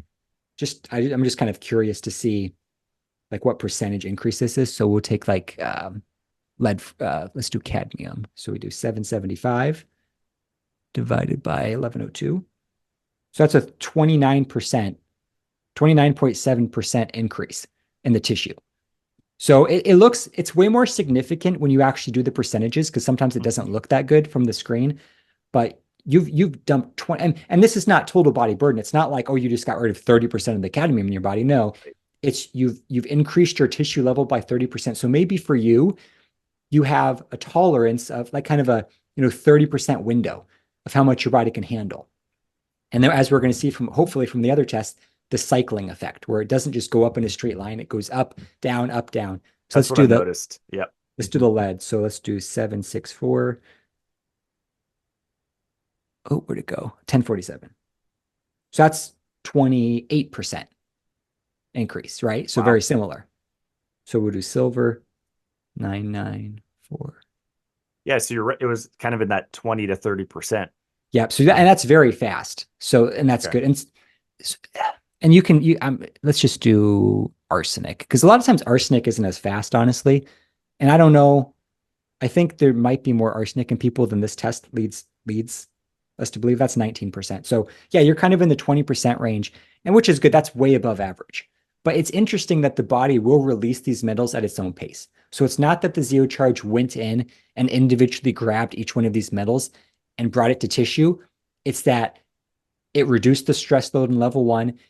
There was room, and the body says, now I'm going to release 13 of these metals from organs into tissue at a pretty good pace, honestly. And then gadolinium is on the cleanup phase. So what I think is happening is right now, gadolinium and aluminum are leaving your body, and the other 13 metals are leaving organs and going into general tissue, but they're not necessarily leaving your body. So if you did a urine test and there was a doctor, Raymond Flamp, I don't know how to pronounce his last name, Dr. Raymond from the Netherlands, and he talked about doing a lot of testing with oligoscan and urine chelation. And like when the mercury levels would go up on this test, they wouldn't show up on the urine. And then when they went down on this test, they showed up in the urine. And that just supports my theory that when the levels go up on the oligoscan, they're coming out of organs into tissue, but they're not yet leaving the body. But then when they drop, that's when they're leaving the body, going from levels 2 to 1. So it just supports my theory. Really cool. All right, let's go.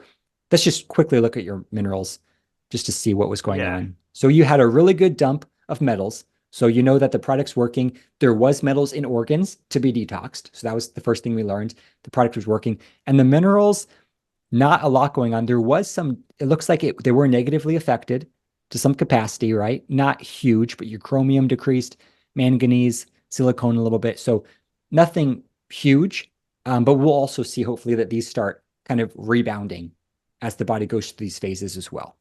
But sometimes there's going to be a little irritation. And maybe there was a little bit of stress that occurred from the detox, especially if some of these were lodged in there. Maybe some of them, we don't really know if these were moving already on their own from your other protocol or not. That's kind of the unknown. It's not like you've never been detoxing the whole time. But chromium, sometimes when you have low chromium, it can also be a sign of like your body's using up extra glutathione because they're kind of similar. So sometimes there could just be detox going on there. All right, let's go to your vitamins really quick, then we'll move to the next test. Vitamins were kind of same thing, just slightly decreased. So maybe there was a little bit of stress added to your body during the process, but you know, you weren't feeling worse, right? Where you weren't, I was feeling better. Yeah. It was kind of the subclinical level. That's the thing. Yeah. Like if you're feeling it, you're definitely having, stress in the body. A lot of people, even if their levels slightly decrease, it's not necessarily a bad thing because we're looking at tissue, not blood. So as long as it's not tanking your vitamins and minerals to the point where it's pulling from the blood and messing up homeostasis, it's okay. I think it's kind of a buffer. These are kind of like a reserve to some capacity for your blood. So the more, the better, but they can drop down without negatively affecting you at all as long as they rebound. So that's the way I look at it. All right, let's move on to move on to the next one. So far, so good. So which time frame should we look at next? Because I have basically I have from like late July to end of August. Let's do where this one ended. Okay. To like a month after or a few weeks after that. Okay. So this one ended. I have to go back and see. 6/11. Oh, 6/11. Okay. Yeah, and then I have one July 2nd. Perfect. What's the next one? We'll do 3 weeks after. Okay. And this is where it's going to get interesting. Yeah, and if you're going to post this on YouTube, I encourage people just to check out your YouTube channel and actually see it because I'm sure it's going to make a lot more sense. Yeah, definitely. Okay, here, let me pull this one up. But just to recap for people when you're pulling it up of what happened there. So we saw that on the metal levels, the levels went up on 13 out of the 15 metals, indicating that the body was pushing out metals from organs into general tissue. And that did cause what appeared to be a slight disturbance of the vitamins and minerals, very small, but a slight, not to the point where it would actually cause a negative impact on the body, but just the stress of the detox moved things around a little bit, but not causing any symptoms, so nothing to worry about. But overall, about 20% increase across the board of these metals in tissue, which is pretty good. All right. Yeah. So now we're looking at this was what, June 11th till July 2nd. All right. Yep. Mm-hmm. So 3 weeks later, now what we're looking at is 12 or 13 of the metals going down and a couple of them going up. So it's inverted. Interesting. So not necessarily because your aluminum and gadolinium, not as much as sometimes. And it's all based on when you take it too. So like this, if you did it every day and like we could, it's interesting. But now the point of this is like your lead is down. Let's just do the percentage real quick. 669. What does that say? 1047. Thanks for highlighting it. 37%, 36%. Wow, that's So your huge. lead decreased. So it went up 29% or 30% the first time. Now it's down 37%. So it kind of shows you there's this like window. So probably you have 15 to 20% in both directions in your general tissue of what your body wants to keep. And then it just processes things from there. So the lead went up, indicating out of organs into tissue. Now it's coming back down just below baseline, showing that now it's leaving the body. Same thing with cadmium, it's coming down. That's probably only like 15% or so. And a lot of them aren't coming down that much. A lot of them ended up basically where they started, which is interesting because that's what happens. So I think there's just that general level in tissue that the body's comfortable with. When the level rises, it doesn't just keep rising forever because there would just be too much in tissue. It goes in phases. I call it Okay. cycles of detox. So levels go out of organs to tissue, and then the body goes on a cleanup phase. So that's like the dump phase. And then there's a cleanup phase. And that's why a lot of these metals look like they're basically at the same levels where they started because they're back at baseline. It doesn't mean nothing happened. If you would have just tested initially and then now, it would be kind of disappointing because you Right. would say nothing really happened. All these metals are down a little bit. You'd be like, yeah, lead's down, cadmium's down, nothing else moved. But since we had that in between snapshot, we saw that in between, your body had a big dump of metals. And now it's kind of resetting itself, preparing for the next, whatever's going to happen on the next test. But let's go to the minerals to see what happened on the cleanup phase. Yeah. And quick question. I Yeah. interviewed Jeff Lyon Jr. About the oligoscan. It was a really fun interview. And I think he was saying when things are high plus, that's like when you, that's pretty high, right? Like, I mean, I guess excess is like really red flag, but most people I've measured have aluminum in the high plus range. It's really interesting. Yeah. So, and I think there's just a different threshold for what each person can handle in Mhm. general tissue. So some of the heavier people are going to have higher levels, but I think that's because they have more fat to handle it. And then someone that's healthier might actually have higher levels because they have more of a threshold. So it's more than just high and low. Um, and that's why a lot of people say, I want aluminum to go to zero. I want all these metals to go to zero. But your baseline, I don't think your metals are ever going to get below this level. Because you can see here, like your thorium to the fifth decimal point, to the fourth decimal point, it's the same. Yeah. Same with thallium. I mean, like a lot of these metals, they retrace to almost the exact level. It shows you the reproducibility of the test for one, Yeah. that these Mhm. levels retrace to almost exactly the same level. And it just shows you the innate intelligence of the body that there's just a very specific amount it can handle. So what I think, my theory is that that level, kind of that baseline that it always goes back to, is not affecting you negatively. Like that's the level in your general tissue that your body basically doesn't care about because it's not in organs, it's under the threshold, and it's just okay. So once you get everything out of organs eventually, I don't think these are ever going to go to zero. That's why the retesting is so important because you're seeing the movement. Because as long as you're getting movement, you're seeing things coming out of organs. If everything's just stuck forever, either you have everything out of organs or you're not detoxing. But yeah, I don't think like Makes your sense. thallium, thorium, gadolinium are ever going to get lower than this because And platinum I don't think it's potentially. negatively affecting you. Yeah. Now, Okay. aluminum is super high, but every single person I've ever tested and anyone I've talked to that owns this device, no one has ever had an aluminum in the grain. So what it's either the reference range is an issue or everyone is completely messed up with aluminum. Both are possibilities. Um, but yeah, it's one of those things that just take that for what it is. No one's ever had a green aluminum out of anyone I've ever talked to. Makes me feel better. Yeah, yeah, it's not you. Okay. And now we see the minerals are rebounding, right? So they're actually going back to balance. So you had a slight disturbance in minerals after the first few weeks when you were dumping metals, but now you're on this cleanup phase and the minerals are rebounding. So the minerals also cycle, just like the metals cycle, the minerals do. And it's just, I think the body's way to continually detox without being stressed out. It just goes back to like an chelation protocol, the minerals are probably just going to get worse, worse, worse, and worse. But in this, it's like because your body is indicating the pace at which it detoxes, it's letting metals go. That becomes a little stressful. It says, okay, let's stop, let's clean it up, and then the minerals balance. So there's no net loss in minerals. So it's actually incredible. And I think you might actually have ended up better than you started on some of these. Like I think maybe the zinc is better. Looks like the phosphorus might be better, maybe even the magnesium. Um, so kind of interesting. But you could, and Yeah. you could compare like your first test to this test too to see that Yep.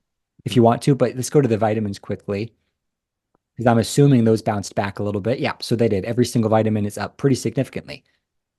Wow. So why don't you go to the first test to this test? Okay. Because I'd just be interested to see like, are your vitamins and minerals exactly the same as when they started, or are they a little bit better? So if you can detox heavy metals, which you're doing here, if you can do that without having messed up vitamins and minerals, that's absolutely incredible. Like in the Yeah. short term. I mean, most Yeah. people say that's not even possible, right? So yeah, is this the one? I'm Oh, working you're on it. working on it. You're So working on it. Okay. yeah. So from the first test to the July 2nd, I'll do Yeah. that. So uh, So that's so for in that time period, we saw the metals go up, dump from organs, and we saw them on the cleanup phase. So now we're going to see kind of the mineral and vitamin levels. Where did they end up? Are they back where they started, or are they a little bit better, or still a little bit worse? So it's great if you have a chance to go and get tested somewhere with the oligoscan. It's just a lot of fun because it's just a new data set, and you can also just the more testing you have, the better, though. Okay, so absolutely. this Yeah. is this is over a couple month period of all that. So you So can this see is that. yeah, May to July. Yeah. So So you can see that like your phosphorus is actually significantly better. Your magnesium is better. That's about the same. Silicone's still a little bit lower, but potentially because you've been reducing the aluminum load. So as you're detoxing aluminum, that could be pushing out some silicone because both tests you had a decrease. And that's another thing, right? People are concerned about aluminum. This is 2 months on taking 30 grams of zeolite a day, and both times the aluminum went down. So it's not accumulating in tissue. Not saying it always does because it will go up as you're dumping aluminum, right? But it's like that would just continually go up in a straight line if zeolite was causing aluminum toxicity. yeah, All because it right. went from yeah, that was a so what Yeah, percent? it's lower. It's a Yeah, slight, definitely. Yeah. slight lower, but that will probably on the next test, that's going to pop up at some point. So go to the vitamins real quick if you can. Increase. Yeah. So overall, through this whole process, your vitamin D is like a couple percent lower, but the other ones are probably 5-10% higher. Vitamin A higher, vitamin B6, B9, B12, and E and C. They're all higher. So a lot of your antioxidant vitamins are higher, probably because it was reducing some sort of stressor on the body and your body didn't have to use up as many vitamins. So even during this process of getting out a pretty significant amount of toxic metals, including mercury, lead, cadmium, it still was able to see you saw an increase in tissue saturation of vitamins during that period. Pretty Incredible. cool. And before you were saying it's not necessarily about high or low, but when it comes to the vitamins, like if one is low, can it help to supplement temporarily? I mean, is it just supporting the body? Yeah, Or with the vitamins, the higher the better. It's and I because I do kind of see it as a reserve. Like the more reserves you have, if you have a stressor and you have to, your blood has to pull from these tissues, the more the better, because then it could prevent you from getting sick or having something else. That's one thought. Just the higher the better. But yeah, let's say you do have super low vitamin C and vitamin E. It goes back to the two approaches. One, you can reduce the stressor that's making your body use up those antioxidant resources. And two, you can directly supplement with them or both. yeah, Right. So, and that's what you're doing basically is both, right? You're yeah, taking vitamin C, you're taking vitamin E, and you're taking the zeolite, and among other things to reduce oxidative stress, and you're seeing an increase. So it's just both approaches. awesome. And you said the ratios you don't put much weight into on the Lego scan. I just had not that I just haven't looked into it enough, Okay. Yeah, because but I know the HTMA, the it's sodium different. potassium, that's like a sign of chronic stress, right? Yeah, it's everyone, basically everyone is low, that ratio here. So it's just different. It doesn't Yep. correlate to the HTMA. That's why some Mm, HTMA practitioners don't like using this test because the ratios aren't like correlated. interesting. So Yeah. I think it's just because it's different in the tissue. Yeah. Maybe it's more stable. I don't know, Yeah. but yours Interesting. are pretty balanced. A lot of people's are pretty messed up, like potassium, sodium. A lot of people's are in the red, like Wow. really jacked up. Yours are looking pretty good. Awesome. All right, is that all of them, or do you have another one after? I have a bunch. So Maybe just go over a couple let's more. see. See if we continue the cycle. Yeah, so that was what dates? This was yeah, so this Jill, was the first one to July. Should I do the first one further out? The No, first one? let's Or do July 2nd okay, and then I to have the one after that. August 3rd. Would that be good? Perfect. So almost a Yeah, month perfect. later. Okay. Yeah. So that way, so we've looked at June to like a month later, or May, sorry. So we had the first test, May to June, you had the metals rising like 20%. So you got the dump, a little bit of decrease in minerals and vitamins from the stress of the detox. And then the following month, you had the body cleaning up where the metals were dropping, but then the vitamins and minerals rebounded. And now we're going to look at what happened the following month from there to see if the cycle continues. So let's go to metals first. So now you have actually a decrease in most of them, which is interesting. So now you're getting like a stronger, because it was kind of back to baseline before, and now instead of going up, they're going down. So it's like, let's see what percentage is, because it's just interesting. So let's look at like aluminum is down. And this is the third month in a row aluminum's down. So eventually it's probably going to pop up, but it's down 15%. The, let's see, silver. Yeah, and even thallium, thorium, and platinum, which were pretty stable, those are going down, right? So, yeah, Still. silver's So down 16%. Arsenic. So now we're kind of in that range again. Maybe we're more towards the 15% divided by 15%. Yeah, arsenic's down 15%. So now it's like everything's being detoxed at 15%. It's just cool. But so first this is actually a really good case study. So first we had the levels going up, they're coming out of organs into general tissue. Second test, they were kind of going down. So, but they were like at baseline. But now we're getting a decrease in general tissue, like 15%. So you can kind of see the range where in the oligoscan, your body's comfortable with like negative 15% in tissue up to positive 20. And that's probably going to be the range it's always in. It's just what phase of detox, like where the body moving the metals. So most of these are down: aluminum, antimony, silver, arsenic, barium, beryllium, bismuth, cadmium, mercury, nickel, platinum, thallium, thorium are all down. So 13 metals are down, but now we have lead and gadolinium going back up. So maybe the body is selectively saying, okay, we're cleaning up the 13, but we have enough energy to detox the lead and the gadolinium. And those are going up. So sometimes they're inverted, where the body chooses a couple to detox and then it cleans up the rest. And then a lot of times, eventually, it gets where they're all in sync, where they all go up and down. But what are the vitamins? So I'm assuming the fascinating. vitamins and minerals got better. Yeah. So your vitamins mostly got even better than they were before.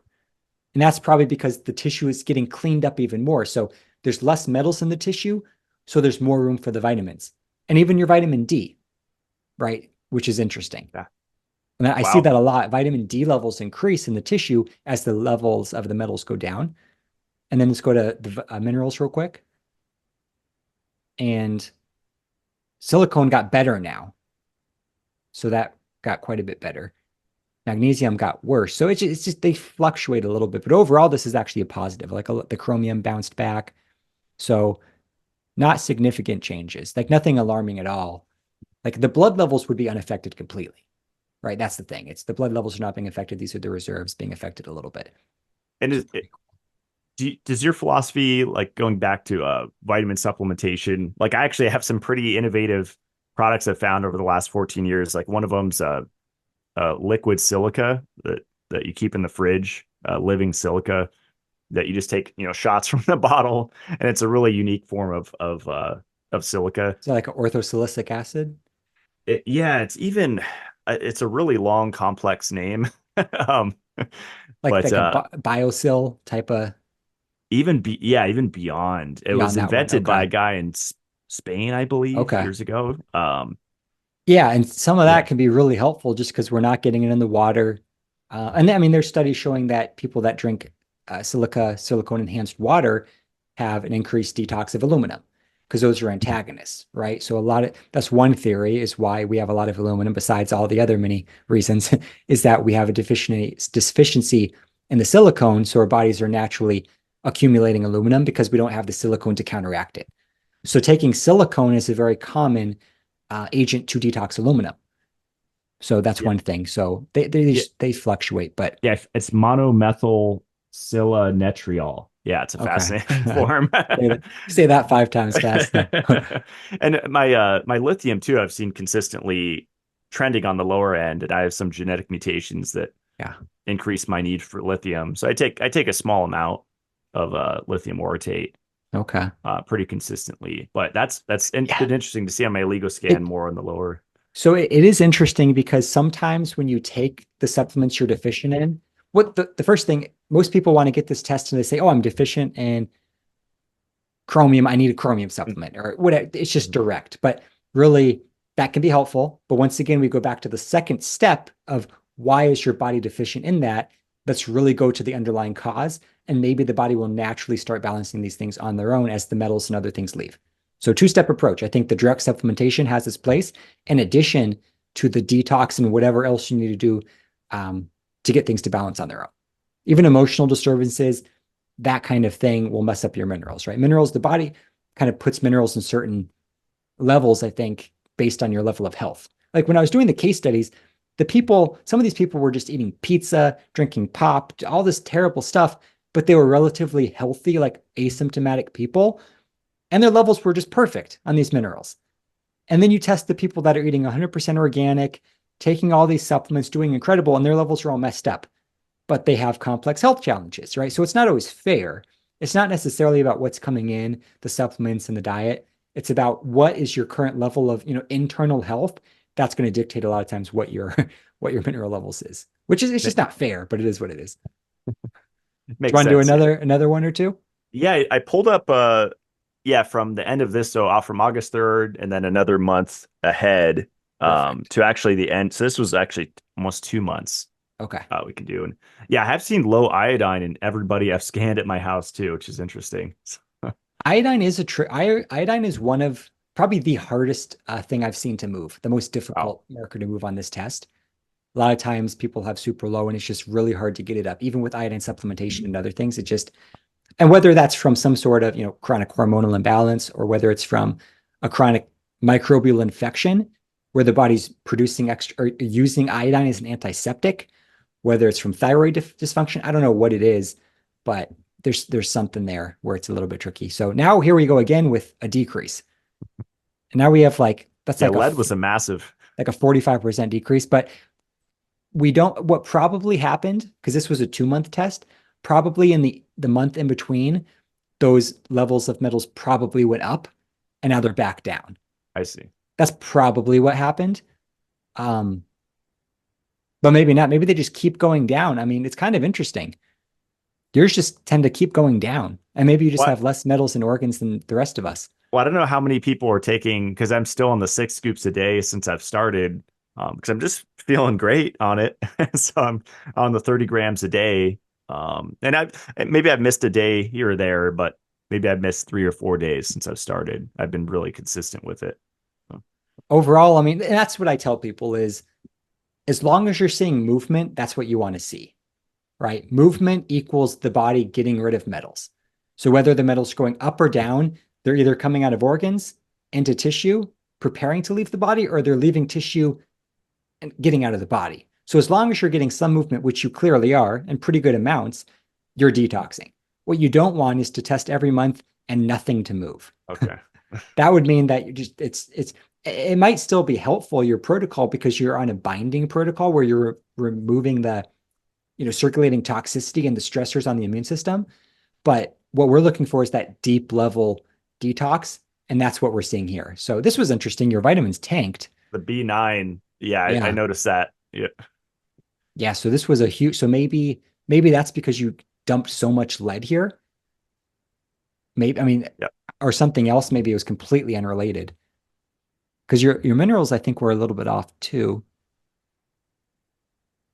Yeah, it definitely looked like something was going on. You definitely had some sort of inflammatory reaction because your zinc copper just went skyrocketed. I mean, things got a little bit off. So it might have been stress. It might have been It could have been. hidden infection, travel. I mean, there was definitely something that activated the immune system. Um, yeah. So it's another cool thing you can kind of see with it. I mean, your iodine actually improved a lot on this one. And the fluoride had a Went wild down. swing. Yeah. Yeah. And those are correlated, Yes. right? Iodine, both in the halogen group, iodine Mhm. and fluorine. So that decrease, that's going to improve. So they're connected. But yeah, there's definitely something going on over this Yeah. period. And, it's only a heavy metal and mineral test, a vitamin. It's like, it's not giving us all the Yeah. answers. We have to correlate it with a lot of things. But overall, I would say, especially since you weren't feeling worse, like I'm not worried about these slight fluctuations in vitamins and minerals because they always end up going to balance on their own. Because the body it's not like something that's just going in and continually making things worse. It's just the body is cycling in and out of different phases of detox. There's a little bit of stress, but not to the point where it's negatively impacting you really. And then it balances. So it's cool. I love looking at these tests. When I interviewed Jeff, like with the minerals, he was saying you went almost like a DNA spiral, like a back and forth, because for people that are just listening, when you get the oligoscan, it's like you look at the minerals and normal is on both sides. So it could be on left or the right. And, it could be almost like a zigzag. Is that supposed to just keep zigzagging back and forth with a healthy person? Is that kind of the idea? Or, I'm not sure. I don't, I've definitely heard him say that, and that's kind of a sign of a healthier person, but I don't really understand why. So yeah, I don't really know on that one, but yeah. you don't want them all to be lopsided. You don't want all of them to be on the low side or all of them on the high side. Okay. And I mean, but like when they're high, it doesn't mean you have too much. It just means a lot of times you're either deficient in it and your body is storing it in the tissue because it needs more in the blood, or it's accumulating it for some other reason. So, like for zinc and copper here, it doesn't mean you have too much zinc. It actually might mean like a zinc supplement might be helpful in this situation, Okay. right? That's a lot of practitioners will treat this as a zinc deficiency because it's building up in the tissue because of a deficiency. Really, I look at this probably as some sort of immune reaction where you see kind of this high copper zinc ratio when you have some sort of either acute or chronic stressor that's occurring. And then that'll just naturally balance on the next cycle of detox type of thing. So Makes sense. Yeah. Yeah. It pretty definitely cool. takes a certain eye to read this because it is, I know when I had shows on the illegal scan and sent people to their website, they didn't want everyone having a device because most people will probably interpret it as low, take the supplement and just Yeah. kind Yeah. of base. I mean, Yeah. I mean, I'm surprised no one's done it yet, but eventually this technology, it's simple technology, all right, spectrophotometry. I mean, eventually you're going to have like an Aura ring or some device that's going to be able to, give you these markers every single day in real time. And you're going to be able to just put it in, apps and AI and everything to just get incredible data. But for now, this is really the only company doing this, right? The oligoscan. And it's just such a simple device and it's non-invasive and you get the results instantly. And it's relatively affordable. Most practitioners are charging between, $129 to $199 per test, right? Depending on where it's at and if it's coming with the consultation or not. So really reasonable. The only limitation is it has to be in person. Yeah. Other than Yeah. that, Makes sense. it's fantastic. Yeah. Yeah. Super fascinating stuff. Yeah. I'm glad I had more of an understanding because it's really fun to scan. Like my friend Jared that's doing all the machine work, he's been a machine operator for 30 plus years. And sorry if he listens to this, but he had the worst scan I've seen because all of his metals were off the charts because all the yeah, I don't know, brake dust and working with gas and diesel. And I mean his exposure was wild. And yeah, I didn't save his test, but it was off the chart. So because I was skeptical at first. I think when you introduced me to it, I thought it was BS until I got it myself, and then I now have been scanning people, and like you said, the repeatability of it is is really a testament to how efficacious and accurate it is. It shows you how cool the device is in terms of repeatability and also how specific the body is in terms of what levels of metals it wants in the tissue at any given time. And so it's a double whammy of how cool it is. But I do have a video on my site under the case studies page or the proof page. Scroll towards the bottom. There's a video called case detox cycling, and that's just one of a compilation of. There's like a 3-minute short version and then a longer version with more case studies. But I go over a number of case studies showing this detox cycling phenomena where the metals go up and then they go back exactly to baseline, up and baseline, up and baseline. So if people want to kind of see that in action, that's on the proof page. It's kind of an interesting video for people. It just explains the importance of retesting. Okay. Yeah, and Yeah. you recommend if someone's getting into the Lego scan retesting every 3 months at a minimum, or I like every month every month? because I Okay. mean, like even with you, we saw multiple cycles within the first 3 months, right? So if we just would have tested you after 2 months, it looked like nothing happened. After the first 3 weeks, we had huge movement. So I like to test after 3 to 5 weeks, and then even if that's your only retest, just to see is there movement. Because if you just test and then test 3 or 6 months later, that's where there's potentially issues because we don't. It's just the two snapshots, and we just don't know. So I like the more you can test, the better. But I understand, you might have to drive to it, cost issues. So for some people, it's like, it's better not to test. If you're only going to test once a year, just don't test because it's just going to probably disappoint you and you're going to think the protocol is not working. Um, so for those people, it's understanding what you're looking at. Yeah. That's what's important. So Yeah, and you can't correlate it with HTMA or other tests, right? Because it's a completely different animal looking at the tissue versus the elimination channels, I urine. mean, yeah, technically, if you did all the tests, you could have some interesting correlations, like with the urine. If you're seeing when the urine levels are decreasing, when the oligoscan levels are going, you could see the kind of the cycling in action. But at that point, you're spending so much money and you're testing so regularly, and it's kind of hit or miss of what phase of detox are you in? Is your body dumping or cleaning up? It's so tricky.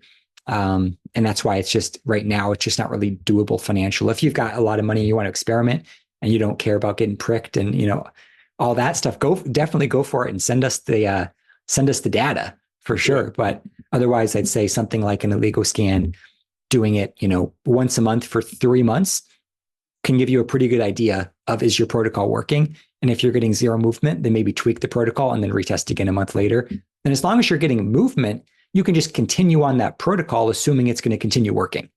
You just want to make sure that you're doing something that is working, opposed to just assuming it's working. And that's why we came out with, right, the Ultimate Zeolite Experience 20 pack, because when people were doing 6 scoops, it was detoxing everyone.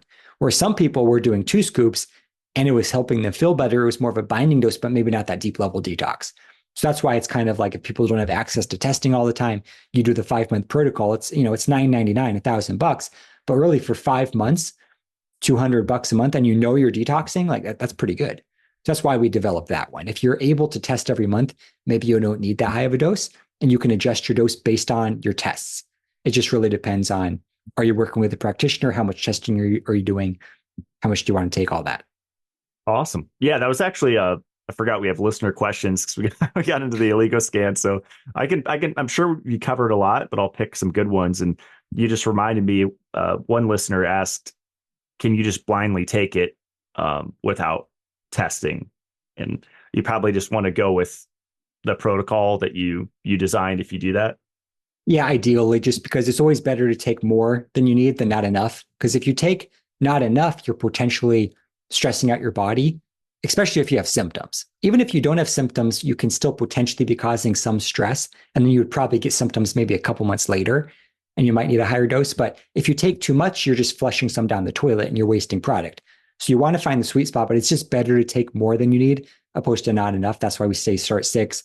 It's just a month. Next month, you go to 5, then 4, then 3, then 2. So yeah, you can definitely do it. Most people don't test because either they don't have access to testing or they don't want to spend more on the testing than on the protocol itself. And if you know that something's going to work, you might as well just do the protocol. Yeah. Kind of on the same vein. Someone asked, as far as dosage, is it still effective taking 30 grams some days and then lower dose on others? I mean, it just depends on what you need. So if you need, let's say you need 30, let's say you have 30 grams worth of toxicity in level 1 at all times, you need the 30 grams to get all of that out so that your body feels comfortable to release more from organs and tissue. And then some days you do that, and then your body releases from organs and tissue. And then some days you only take 15 grams and you've reduced the stress burden, but not enough to encourage the body to naturally release. So maybe you're not getting the deep level detox on those days, or you get symptoms on those days because your body kind of got in the groove and it's just dumping metals now. And now you don't have enough binder to help assist with it and you get symptoms. So maybe it's not doing anything negative. Maybe it is. It's going to depend on the person. It's a good one. How are we sure that the aluminum in the zeolite is not going to our brain. Is that what we just showed with my aluminum going down on the oligoscan? Yeah, well, yours was a good one. I mean, you're for every test we looked at, yours just kept going down, down, down, which is usually not going to happen because usually it's going to go up because you're dumping aluminum. But yeah, I mean, we've got the case studies on the website as well. Like it definitely detoxes aluminum. If at that dose, 30 grams, if it was going to your tissue at any capacity, the level is just going to go up, up, up, up, up in perpetuity. But the fact that it fluctuates or it goes down means there's no concern for accumulation. Plus, it's not getting to your brain. The zeocharge is not going into your brain. I don't think that's going to happen. A lot of the nano companies are marketing their zeolites. The whole kind of point of them is like, oh, these are nano that can get to your brain. I don't think you want nano or any zeolite in your brain, because the best way to detox your brain is that downstream effect where your body naturally releases through natural detox functions. But with the problem with the brain is if you take synthetic zeolites and maybe nano zeolites that get in the brain and your body doesn't know what to do with them.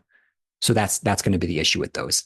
And even the studies on clinoptilolite zeolite are on powder, right? So a lot of these liquid companies are taking all this data on powdered zeolite and just attributing it to their products, which a lot of times are thousands of times, or they're always thousands of times lower doses, and we can't attribute the same benefits to it. It'd be like taking a liquid version of pectosol C-pectin or liquid activated charcoal, liquid bentonite clay. You don't see those things because it doesn't really make sense, right? So when I talk about high doses, I think I'm talking about normal doses. What you don't want to do is microdose zeolite. Yeah, that was a lot of the questions that people sent in. They said, I have 2 bottles of zeocharge. I'm afraid of the detox. And then someone said they took a different zeolite product and had 35 days of cramps. And it's probably the lower dose that could be. I mean, it depends. If it's the liquid, it's hard to get enough, right? So when you're looking at liquid, you're talking about a milligram, usually less than a milligram per serving, whereas zeocharge is 5,000 milligrams per scoop or 30,000 milligrams per 6 scoops, right? So that's 100,000 times the dose of the nanos. So the problem there is just the dosing. It's like an anti-binder where you're going in, you're stirring stuff up, it's adding stress to the body, potential redistribution of metals, all this. It could still be detoxing you, but a lot of times it's just going to be a stressful experience, and it might not be getting to the deep level detox as well. Because people think that these nanos are going in and entering the bloodstream and ripping out metals from organs. But if you take a liquid and nano zeolite, they're going into the mouth, through the esophagus, into the stomach, into the small intestine. And that's where they absorb through this intestinal lining into the bloodstream, where they would travel to organs. So at this micro dose of zeolite, you would have to have zero toxicity in your entire digestive tract, which was where the most of the toxicity is, in order for that zeolite to make it that far and pass through the gut lining, assuming the gut lining doesn't reject it. And then it has to go to the bloodstream, enter, cross go through all the blood without encountering toxicity, getting to the brain. It's just kind of ridiculous. So that's my thoughts on that. Yeah, and I think when people hear zeolite, they think of all that and all the scare stories. I mean, that was a lot of the listener questions. They had these negative reactions to low dose nano or liquid zeolites. I mean, when it comes to it, we're really the only company that can prove it offers a full body detox. The liquids and nanos are all theories. Oh, it's small enough. The powders can't, offer a full body detox. Well, let's see the proof. We're the only ones really proving it here with the oligoscan. It's offering a tissue level detox. Yeah, I wonder if it'd be interesting to take one of those products and do the oligoscan consistently, right? And do the recommended dose and see. And I think sometimes it probably would offer a full body detox, but I don't think it's because it's directly going in. I think it's because it's stirring things and starting this detox cascade, or almost acting in a homeopathic mechanism or something, right? There's something to it where a lot of things can detox you. It's just how efficient is the detox and how long you're going to be able to do it without, really stressing out your body and depleting minerals and nutrients. Are there contraindications with pharmaceuticals and the zeolite? So limited research. So it's kind of a tricky one. And, it's like, I hate saying talk to your healthcare practitioner because they're not going to have any idea. It's going to bind to antibiotics. So if you're on some sort of antibiotic protocol, you're probably not going to want to take it, or you're going to want to take it as far away from the antibiotics as possible to not bind to antibiotics. In terms of a lot of other meds, you're just really going to want to it's probably less about directly binding to the meds and more about are you going to have to adjust the dose of the medication based on the results of the detox. So if you're taking a synthetic thyroid hormone, but now you're removing mercury from your thyroid and your natural thyroid production is increased, your T4 to T3 conversion, you might not need as much of your thyroid med, right? So like insulin, same thing. A lot of times you have a pretty dramatic blood sugar effect where a reduction in blood sugar levels, and you might not need as much insulin. So it's those kind of effects I'm more concerned with, opposed to direct binding to the meds. But once again, I don't know. I wouldn't be taking the zeolite at the exact same time as meds because they are synthetic. There's probably going to be binding to some components of them, especially lithium containing drugs, right? So like some neurological medication type stuff that contain lithium. Lithium's a metal. It's probably going to bind to lithium. So you're going to want to take that, just be cautious of that. So if you know what the half-life is of the drug, so if the drug is, most of it has done its work in 5 hours, just take the zeolite 5 hours after type of thing. Or usually zeolite's going to be like 6 hours in the body type of thing, kind of depending on digestion, but just take it as far away as possible. And that's the nice thing. You can take the zeocharge once a day. You don't have to take it 8 times a day. So if you take the meds morning and night, take the zeocharge right in the middle. Awesome. This is an interesting one. Does it leave your body completely, the zeolite? Yeah. Yeah. So, and that's some people's concerns again with like the aluminum accumulation and all this stuff. It's because it's not, and that's one thing, it's not breaking apart. That's kind of the whole, people think that zeolite's going to because it's got aluminum and silicone in it, silica in its structure, that it's an aluminosilicate. That's what zeolite is. So people say, oh, I'm going to get poisoned with aluminum. So in your case, not only did your aluminum go down, your silica went down. So it clearly is not breaking apart because your silica would have went up and your aluminum would have went up, right? So it's staying intact. It's a structure that's just passing through. But if it was sticking around in the body, the whole structure, also those levels would have been rising in the tissue because your body would have been forcing those into tissue. It's just not happening. So, but if you're taking other zeolite products, that's why clinuptilolite natural zeolite was chosen, primarily because it has a high ratio of silica to aluminum, and that's what determines its stability. So if you take these other naturally occurring zeolites, they will break down in your body and cause issues. That's why you don't take them as supplements. Same with synthetic. There's a study showing that a synthetic zeolite does accumulate in your body. It's just not a natural thing that acts totally different. It's also not going to be a selective binder. It's like basically it's like a chelator at that point. It is a chelator. So we're talking about zeocharge, natural clinuptilolite zeolite, no issues, but don't use this and say, oh, I'm just going to go on Amazon or find some random zeolite product and assume all this information applies, because it doesn't. Yeah. Yeah. Can you give it to pets like cats and dogs? Someone asked. Yep. Lots of research actually on animals. And it was actually used in animals long before humans. So kind of the progression, it was used in industrial purposes for water filtration, cleaning up nuclear waste, Chernobyl, and a lot of research on cleaning up water supplies. And then it was started being studied for animals. And it's still used a lot for animals for binding to mycotoxins, aflatoxins, ochratoxin A, and livestock. It reduces the odor of the animal, waste binding to ammonia and these things, and other nitrates binding to all these other things. And then it started being studied for humans. So yeah, I think there's a number of studies even on dogs and various animals, but I don't speak to it very much. But yeah, it can be basically used for definitely dogs and cats and a lot of livestock, and seems to work pretty well.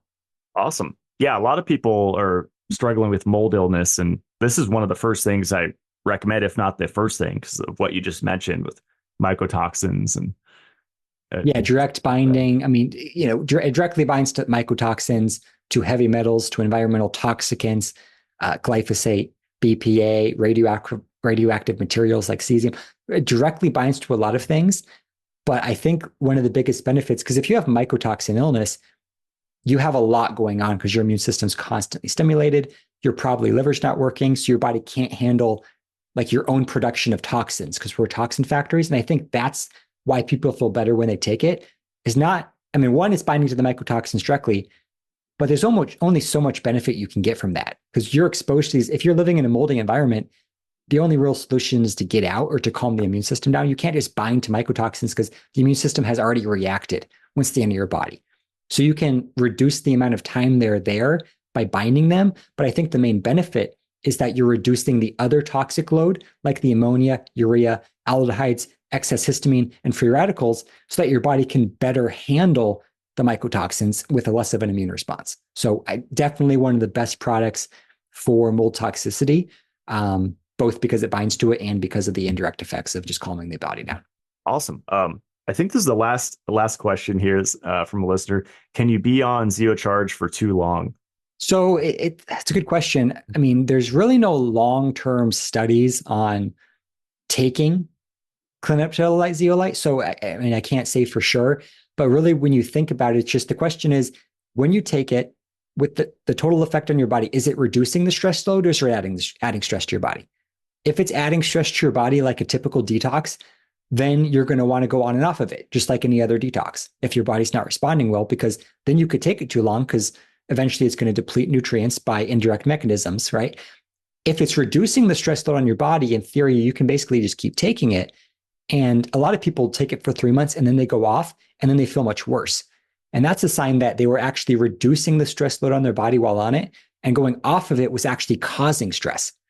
So in theory, you could basically keep taking it as long as your body's responding well, but can't make official claims based on lack of research. I will say I've been taking it for years, every single day at minimum 30 grams per day, sometimes 60. I'm going to keep taking it, but that doesn't mean you should. So and that's where I think testing comes in beyond having metal testing. Do traditional lab works, look at your biomarkers. And if you're seeing a steady improvement in biomarkers, it's probably helping. If you're seeing a decrease, then you know it's probably stressing out your body and you want to take a break. So I think that's where some of this testing, looking at liver enzymes and kidney function and all that, can be helpful, because there's just no way to know how anyone's going to respond to a detox protocol. So that's where we're getting some testing beyond symptoms. Looking at symptoms is going to be helpful to help you make those determinations of how long you should be on it, and then work with a qualified practitioner to make that decision as well. I'll get that in there. Well, I like what you said about the oligoscan. Like if you stop seeing movement, then that's a good sign. If it's just like you don't want to see it just staying static. Yeah, you want to keep seeing movement. It's all about movement. Yep. So it's not from getting from high to low. It's about high to low to high to low. It's just about moving around. Because if they keep moving around, that means your body's not stagnant. It's pushing out the metals it's currently detoxing. And you'll see periods of time where maybe you're getting a lot less movement. And that might be times where you're under an increased stress load and your body's not putting as much energy towards detox. So sometimes you're going gung-ho, you're moving all these metals, and then all of a sudden, less movement. It's just because your body says, okay, I can only handle 10% increases right now, not 20 anymore, type of thing. So it's all based, it's just what the body wants to do. Yeah. And that's kind of what we saw in my scans, right? Yeah. So question for me, and I forgot if I asked you this in the first one, like circulation time, like when you take a dose of ZeoCharge, I know you said once a day, does it vary based on how much it's grabbing, how long it's circulating and around? Or yeah, it's so what I say, when you take it, it's going to bind to whatever your body's currently processing, what's in level 1. So like if you take it after a meal, it's going to be binding to different things than if you take it on an empty stomach. Because after you've eaten, now you have all these metabolic waste products, just the toxic byproducts of digestion that it's going to be binding to a lot of. If you take it on an empty stomach, it's going to be binding to what you're currently exposed to. So kind of interesting, different reasons for taking it. I like to say just take it when you're most symptomatic. And that's kind of a good rule of thumb, but you are more likely to experience detox reactions if you take it on an empty stomach. And I think part of that is because it has a stronger antimicrobe effect. So especially if you have a parasite overload, taking any antimicrobe product on an empty stomach is more powerful generally, because they're hungrier, they're kind of out for food, all that. They're a little bit satisfied after you've eaten, type of thing. So if you're using it more for like histamine intolerance and symptoms management, maybe take it after a meal where it's binding to some of those things. But I still don't have a great answer on what is the best time to take it. I know for me, I was always taking it after a meal, and my metals were moving up and, cycling back and forth for years still on the oligoscan. But then when I started a couple months ago taking it in the morning, I started getting detox reactions. I'm like, what is going on after 4 years, right? So still I'll get, the lightheadedness and passing parasites and everything. So definitely has a stronger antimicrobe effect when you take it an empty stomach. So maybe for some people that's better. Kind of depends on your goal. If you're really concerned with detox reactions, you don't want to have them, you're scared of them, take them in the evening after a meal. If you don't care and you just want to go full force, maybe take it in the morning first thing. Different theories, kind of depends what you want to detox. There's a lot of thoughts on it. Yeah, I liked what you said earlier. If you're doing other stuff like homeopathics, mineral balancing, sauna, then you might want to split up the doses twice a day, right? Instead of once a day. Yeah, absolutely. Because then you're using it as a traditional binder. So then you're doing push catch, which is fine. You're pushing with whatever you're doing. You're catching with the zeolite. Then you would want to split it up. But if you're just using it on its own as the detox, just take it once per day. You can experiment. Some people find better results with 3 scoops twice a day. The problem is some people need, like the dose theory, it's not accumulation of, it's you need enough per dose, not per day. So if you need 6 scoops, you need 6 scoops all at once, not 3 scoops twice a day. And you'll know. So a lot of people try to split it up and then they feel way worse. So they just go back to 6 once a day. Maybe 6 twice a day is better, but that's just too expensive. Like at that, you're doing 12 jars a month. So it's just, I mean, some people do it. Some people take super high doses, but it's just, do you want to spend that much? Do you want to take that much product? So Yeah. we're trying to make it accessible to people.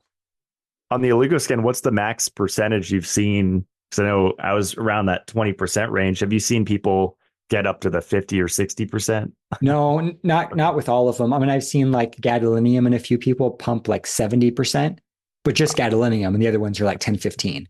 And then it drops like 70%. It goes back to baseline. So gadolinium moves a lot faster than some, and lead, honestly, a lot of times. We had was it like an 8-year-old? She's getting, this mother is having her son tested with a local practitioner with a oligoscan, and she sent me the reports recently. I think the son had like an 88% decrease in lead after a month or something. I mean, he had high levels, but it just went straight down. And she was like, this is incredible, right? So that was probably one of the biggest ones. Now, children and people that are healthier are probably going to get way more drastic movements because their bodies are going to be willing to just let this go a lot faster. But in general, I'd say like the 10 to 20%, even 5 to 15 is probably more average movements. 20 is honestly pretty good. Some of them, like the first time you take it, sometimes you get the biggest release too, which was kind of the case with you. And maybe it's just because your body doesn't really know how much to let go. Like it just lets go a bunch. Then it's like, maybe it's a little much. Next time we'll do 15, which is kind of what happened in your case. But sometimes I see with people with amalgam fillings get like 30, 40% mercury and silver dumps right off the bat. And then they go, so it depends on the person, but sometimes you get very little movement, but the people feel better than they felt in 20 years. But the results don't look good. And I think that's because it's just binding to mycotoxins and things, but not yet detoxing. So that's why you always want to take the test results and correlate them with symptoms and as much information as you can get to really get the full picture. Fascinating stuff. And if someone wants to work with an oligoscan practitioner, how do they find people, practitioners that are using it? Would they just search oligoscan their town? Probably. I mean, the only way I know is on the oligoscan website. I think it's theoligoscan.com. Mm-hmm. There's a find a practitioner tab. Okay. And I think what you do is you put in your email address and your location, and then Jeff Leone from oligoscan. Well, a lot of people mix this up because we both talk about it. We're both Jeff, but we're different. I'm not involved with, like, I'm not associated with oligoscan. He'll email you the local practitioners in your area. So I think that's kind of the best way to do it. Otherwise, yeah, do a search engine search to see if anything pops up. But awesome. That's what I know about. Your website, Zeolite Labs, and yeah, you mentioned the education tab. That's, I mean, you could spend several months just watching your videos on there and your YouTube. So if you guys want to dive deeper, definitely check out all the Jeff's videos on there and his YouTube channel. They're just really interesting. Yeah, and we've got Rumble as well, if anyone is more of a Rumble type of person. But yeah, it's all on YouTube and Rumble. Instagram, we just passed the 500 follower mark. Nice. So awesome. Not quite to your level, but not going to promise any great content there. But there is that if at some point we start posting more. But yeah, I'd say the website's the best place for information. The education tab, the most comprehensive video is just that first video. That's best heavy metal detox. And that's like an hour, 15-minute video going over a lot of my thoughts on the 3 levels of detox. The second half of it is all about the ultimate zeolite experience. So if you want more about that, like it's like 45 minutes to an hour of just dosing and why the ultimate like Zeolite experience with case studies. That's a good video. And then that's the number one video I'd say to watch. Other than that, the case studies page, you can kind of go through and see individual tests and check out that detox cycling video if you're interested in getting the oligoscan done, just to kind of see what to expect and the importance of regular testing. Very cool. And yeah, I like that you're actually proving your product with the results, because a lot of detox products, as we talked about, there's a lot of claims and maybe referencing studies, but the studies not using their product. And so it's really cool to see Zeocharge results with the oligoscan. And it's yeah, pretty impactful stuff. So yeah. And there are great studies too. I never talk about them because it's, like you said, it's like, yeah, those, maybe we get the same results, maybe we don't. Like the studies all showed, yeah, there's no issue with aluminum toxicity, but that's not good enough. I was like, I wanted to prove it before I start pushing this. So yeah, that's why we did. And we did it before launch. We're not doing them anymore. It's not an ongoing thing. It was just a pre-launch 6-month thing. That's why we got the oligoscan, was to do 6 months of case studies just to get some data before we even launched. So that's why we don't update the page with more case studies. People are wondering. Awesome. Well, I hope we kept listeners when we were going through my tests, because I don't know how it came through auditorily without seeing them, but I'll work on getting this up on YouTube. And yeah, it's just so much fun always chatting with you, Jeff. We'll have to do it again, maybe after another 6 months or something of my tests. And yeah, so much to talk about. It's such a big topic. I mean, detox testing, it's just so misunderstood. But no, thanks for being the guinea pig too. And I always appreciate that you're taking the supplements that you recommend, right? I mean, I always appreciate that. You purchase the product, right? It's not a giveaway. So it's one of those things. I appreciate that about you, because a lot of the podcasters and people are just more, everyone is different. So I just appreciate that about you. I love listening to your podcast too. I'm always listening to stuff. I'm like, this is some great stuff. So it's a trusted source of good quality products and information, which sometimes is hard to come by in this day and age. So keep up the good work. Really appreciate that. Yeah. I try to keep it gentle, and I don't feel like any of my products, I mean, systemic enzyme therapy and vitamin K2 and E, they're kind of gentle products that aren't going to cause massive reactions. So yeah. Awesome. Yeah, I took some of your systemic enzymes this morning. Oh, cool. Yeah, great to take when you're traveling. Yeah, I love those. So awesome, Jeff. Well, yeah, thanks so much. I'll put all the links below where you guys can check out his stuff, and stick around as we close out the show. Well, I hope you're inspired to start the Zeolite and see if there's any oligoscan practitioners near you. I'm really impressed with the repeatability of that test. And especially when I test other people, like I mentioned in the show, my friend that had mercury fillings still, and it showed up on the test. It's not a quantum energetic test. I've had so many of those in the past, and they're all over the place. They're always different. The oligoscan is so accurate. And I think one of the highlights of this conversation I had with Jeff was that when the metals go up on the oligoscan, that means that they're moving out of the organs, which is level 3, into level 2, which is general tissue of the hand. And when the metals drop, that's when they're leaving the body and going from level 2 into level 1, so they could be excreted.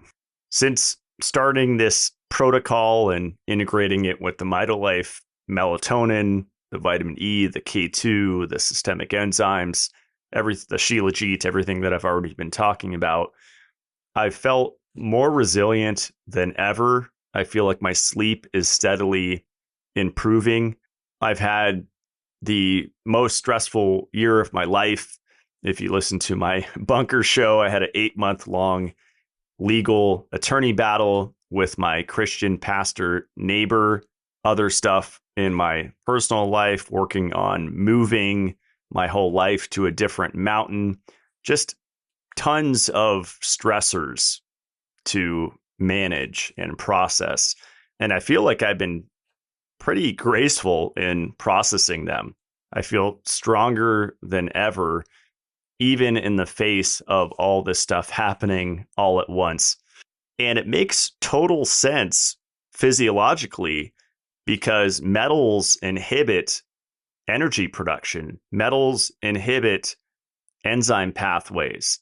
Metals really put everything to a screeching halt in your body. So when you start removing them and also replacing the magnesium, the zinc, the minerals that were displaced from the metals, then you really experience just a new level of living.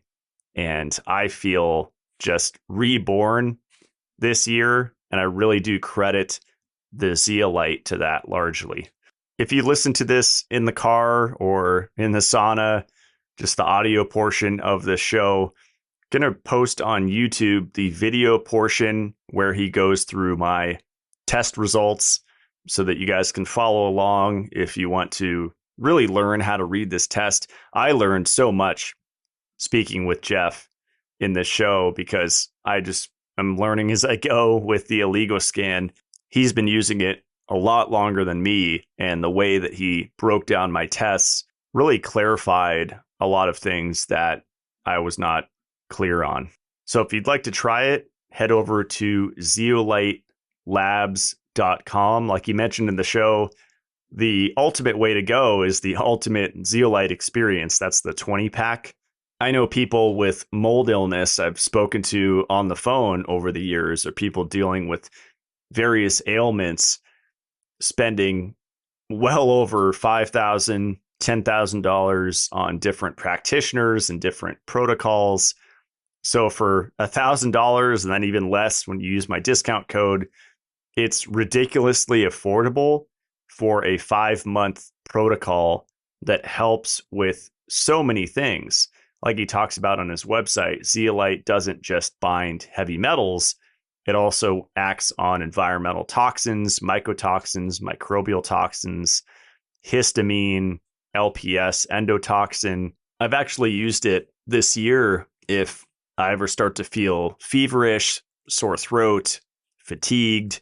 I will just take more zeolite, and I don't know the mechanism. If under infection, you're releasing more metals out of the tissues into circulation. But for some reason, the zeolite makes me feel a lot stronger and just overall better. I'm still on 6 scoops a day, which is 30 grams, which is pricey to consistently do that. But even just the 5-month protocol that Jeff has there on the Ultimate Zeolite Experience product page, that's a great place to start. And ideally, you're getting your oligoscan once a month to track your progress.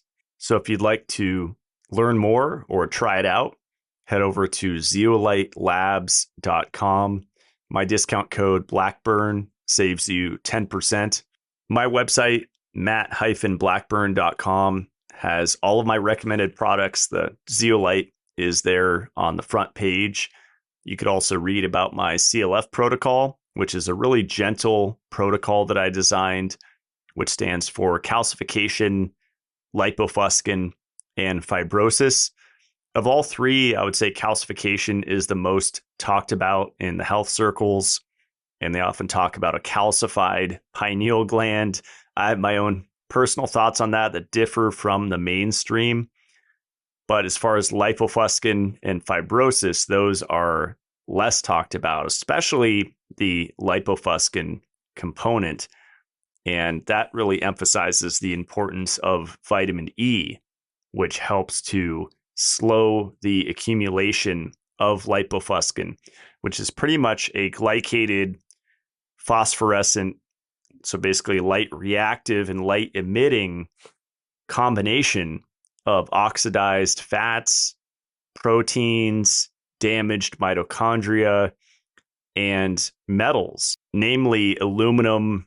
There's often copper and iron involved.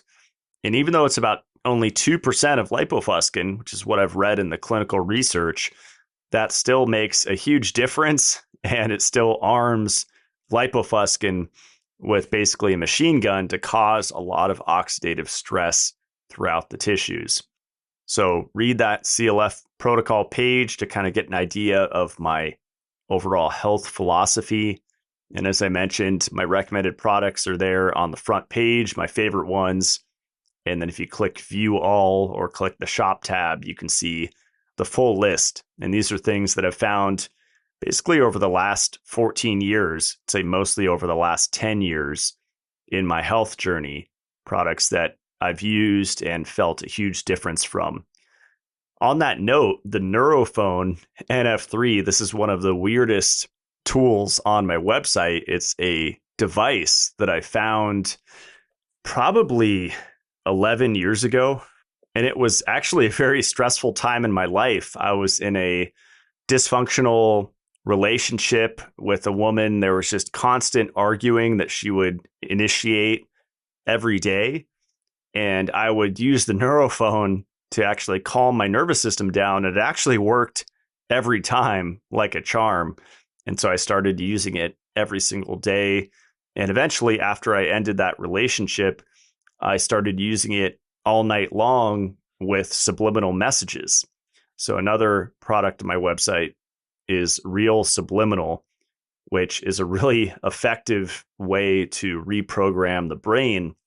And going back to the Neurophone, the NF3 unit in particular, there's an in and an out jack on the top. And it's just a regular audio jack that you would use for any other device. But you can connect that to your iPhone, and you'll probably need an adapter, whether you have Lightning or USB-C or whatever connector to connect to your phone. But you can play subliminal messages directly into your skull, bypassing the normal auditory channels. And it's using a 40 kilohertz carrier wave and pink noise ultrasound and harmonics up into the millions. And the late Patrick Flanagan, he was a child prodigy genius. He invented this machine, the first version, when he was 13 years old. And this was one of the last versions that he made before he passed away. And I think it's the best version. I have one called the Phi Ratio series that doesn't have an in jack, but it feels like it's about double the power of this one. And it's the same thing. It's pink noise. He did come out with a Neo Neurophone, which I went to Sedona, Arizona for the first time for the release of that. And unfortunately, he was very sick, and that was right before he passed away. And that device, I don't recommend. I mean, no disrespect to Flanagan at all, but that felt like a jackhammer to the brain, and it gave me a headache then, and it gives me a headache now. That's the Neo Neurophone. And it might be because the Fibonacci sequence is kind of a scam. That's my current belief system. That's another show, and kind of talked about that in the show I did with Dr. Jair Rivera de Genio on the Rasha technology.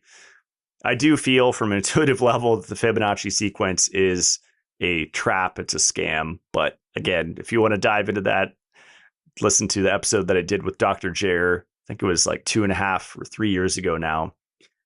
But the Neurophone's amazing. It's an affordable device, I think. I mean, I've had the same unit for years. It's anywhere from $600 to $800, depending on the website you order from. The one through my website is only $600. There's just so many uses for it. I mean, besides reprogramming the mind with subliminal messages, that's one of the most intense uses of it. Just using the pink noise without anything going into it, like any audio going in with the pink noise, is still incredible. Maybe I'll record a YouTube video on how I use it, but a few of the uses include you're staying at an Airbnb like I was for my mom's birthday recently in La Jolla, San Diego, California, and there's literally 20 to 30 Wi-Fi signals in addition to the basic stuff: melatonin, magnesium, vitamin C, vitamin E, having the Blue Shield mobile or Blue Shield device with me. I wore the Neurophone all night long, and it burns through an entire 9-volt battery, which is what powers this device. but that's why you use rechargeable ones. And then it's super sustainable and affordable to use pretty much nonstop if you want. Another use of it, which I'll be getting into here in a month or two, once I finally have my sensory deprivation float chamber back from a great company called Royal Spa, which provides float tanks to a lot of other companies that private label. I actually run the pink noise into the salt water, which is ideal. If you go back and listen to YouTube videos of Patrick Flanagan talking about the neurophone, he'll talk about dolphins and ultrasound. And he actually knew John C. Lilly that did experiments using LSD with dolphins and playing around with dolphin communication. So that's a whole rabbit hole to go down that's different from what I'm talking about. But the Neurophone NF3 actually uses Lilly waves, which are a very particular type of wave, different from just a standard square wave.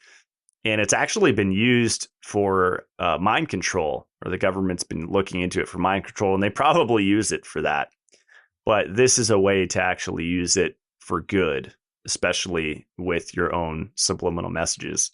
And if you've read the book, The Fourth Phase of Water by Gerald Pollack, I had on the show, he talks about exclusion zone water, which is the gel-like water in our body that's different from bulk water, just regular water that you drink. And it's negatively charged gel, basically, that surrounds the cell and allows for proper cellular function. And Pollack actually talks about how ultrasound can actually form the fourth phase of water. So I've been using the Neurophone on flights if I'm in a heavy EMF environment, and I definitely feel less fatigued being on a plane or in a really dense Wi-Fi environment, or even at my parents' house. I'll often just wear it while I'm hanging out with my family in San Diego, because the city is a harsh environment. Coming from the forest where I live into a population dense city, I definitely feel the assault on my brain cells. So about 3 years ago, when I had a float tank, it was the sensory deprivation float pod, I was using the Neurophone NF3 with an audio jack into the salt water, and the effect was profound. I think my record was 3 hours in there, and it definitely felt like a rebirth experience.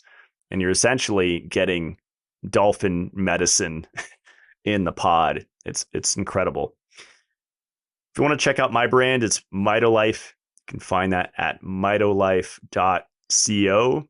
We have the ultimate water filtration unit on the market. That's the 7-stage water solution that was not private labeled. It was custom built from scratch. It took about 2 years to develop and produce, and it's the most affordable, effective drinking water filter on the market today. It's not a whole house.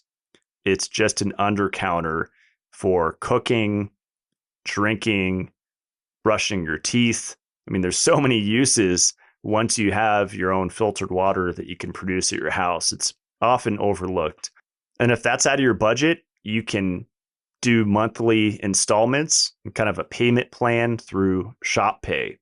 So I think anybody can afford it, and it's one of the best investments that you can make, because the quality of your water affects the quality of your blood. And if you're getting water delivered to your house, especially plastic bottled water, this is a huge step up to improve your overall health. Bottled water is often just filtered water. Even if it says spring water, it's full of microplastics, probably other contaminants. You're much better off, just like making your own food at home, making your own water at home. It's just logical. Then we also have the KDF shower solution. That's the ultimate place to start with your health, to stop bathing in tap water. And this is, again, a built from scratch unit. It's not a private label from any company. It's made in Italy. It's the KDF 55 and activated coconut shell carbon. So this will remove chlorine, heavy metals, and even soften the water, which is a really cool effect. Some companies that sell a filter with various different types of media in it instead of just the KDF 55 that we have doesn't work as well as ours.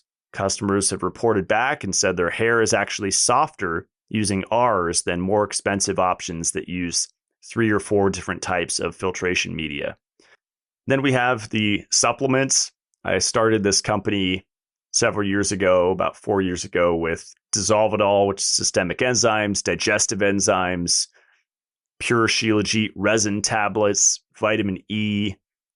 Those were some of the first products that I started with. And since then, I've grown the line to include magnesium, vitamin K2, freeze-dried beef liver, desiccated oyster, some really unique ones like jellyfish collagen, and a microalgae extract. I think we're only one of 2 companies selling this in the supplement realm. It's called Encephalon, and that's a mixture of Brain Fit, which is a trademarked ingredient that's been shown in preclinical trials to improve short and long-term memory and protect the brain from lipid peroxidation, which is linked with that lipofuscin that I was talking about earlier. And then I mixed phosphatidylserine from sunflower, not soy, into there, and ginkgo biloba leaf extract. So that is super brain supportive, especially if you deal with a lot of stress or you live in a stressful environment. And it's kind of the theme with a lot of the products.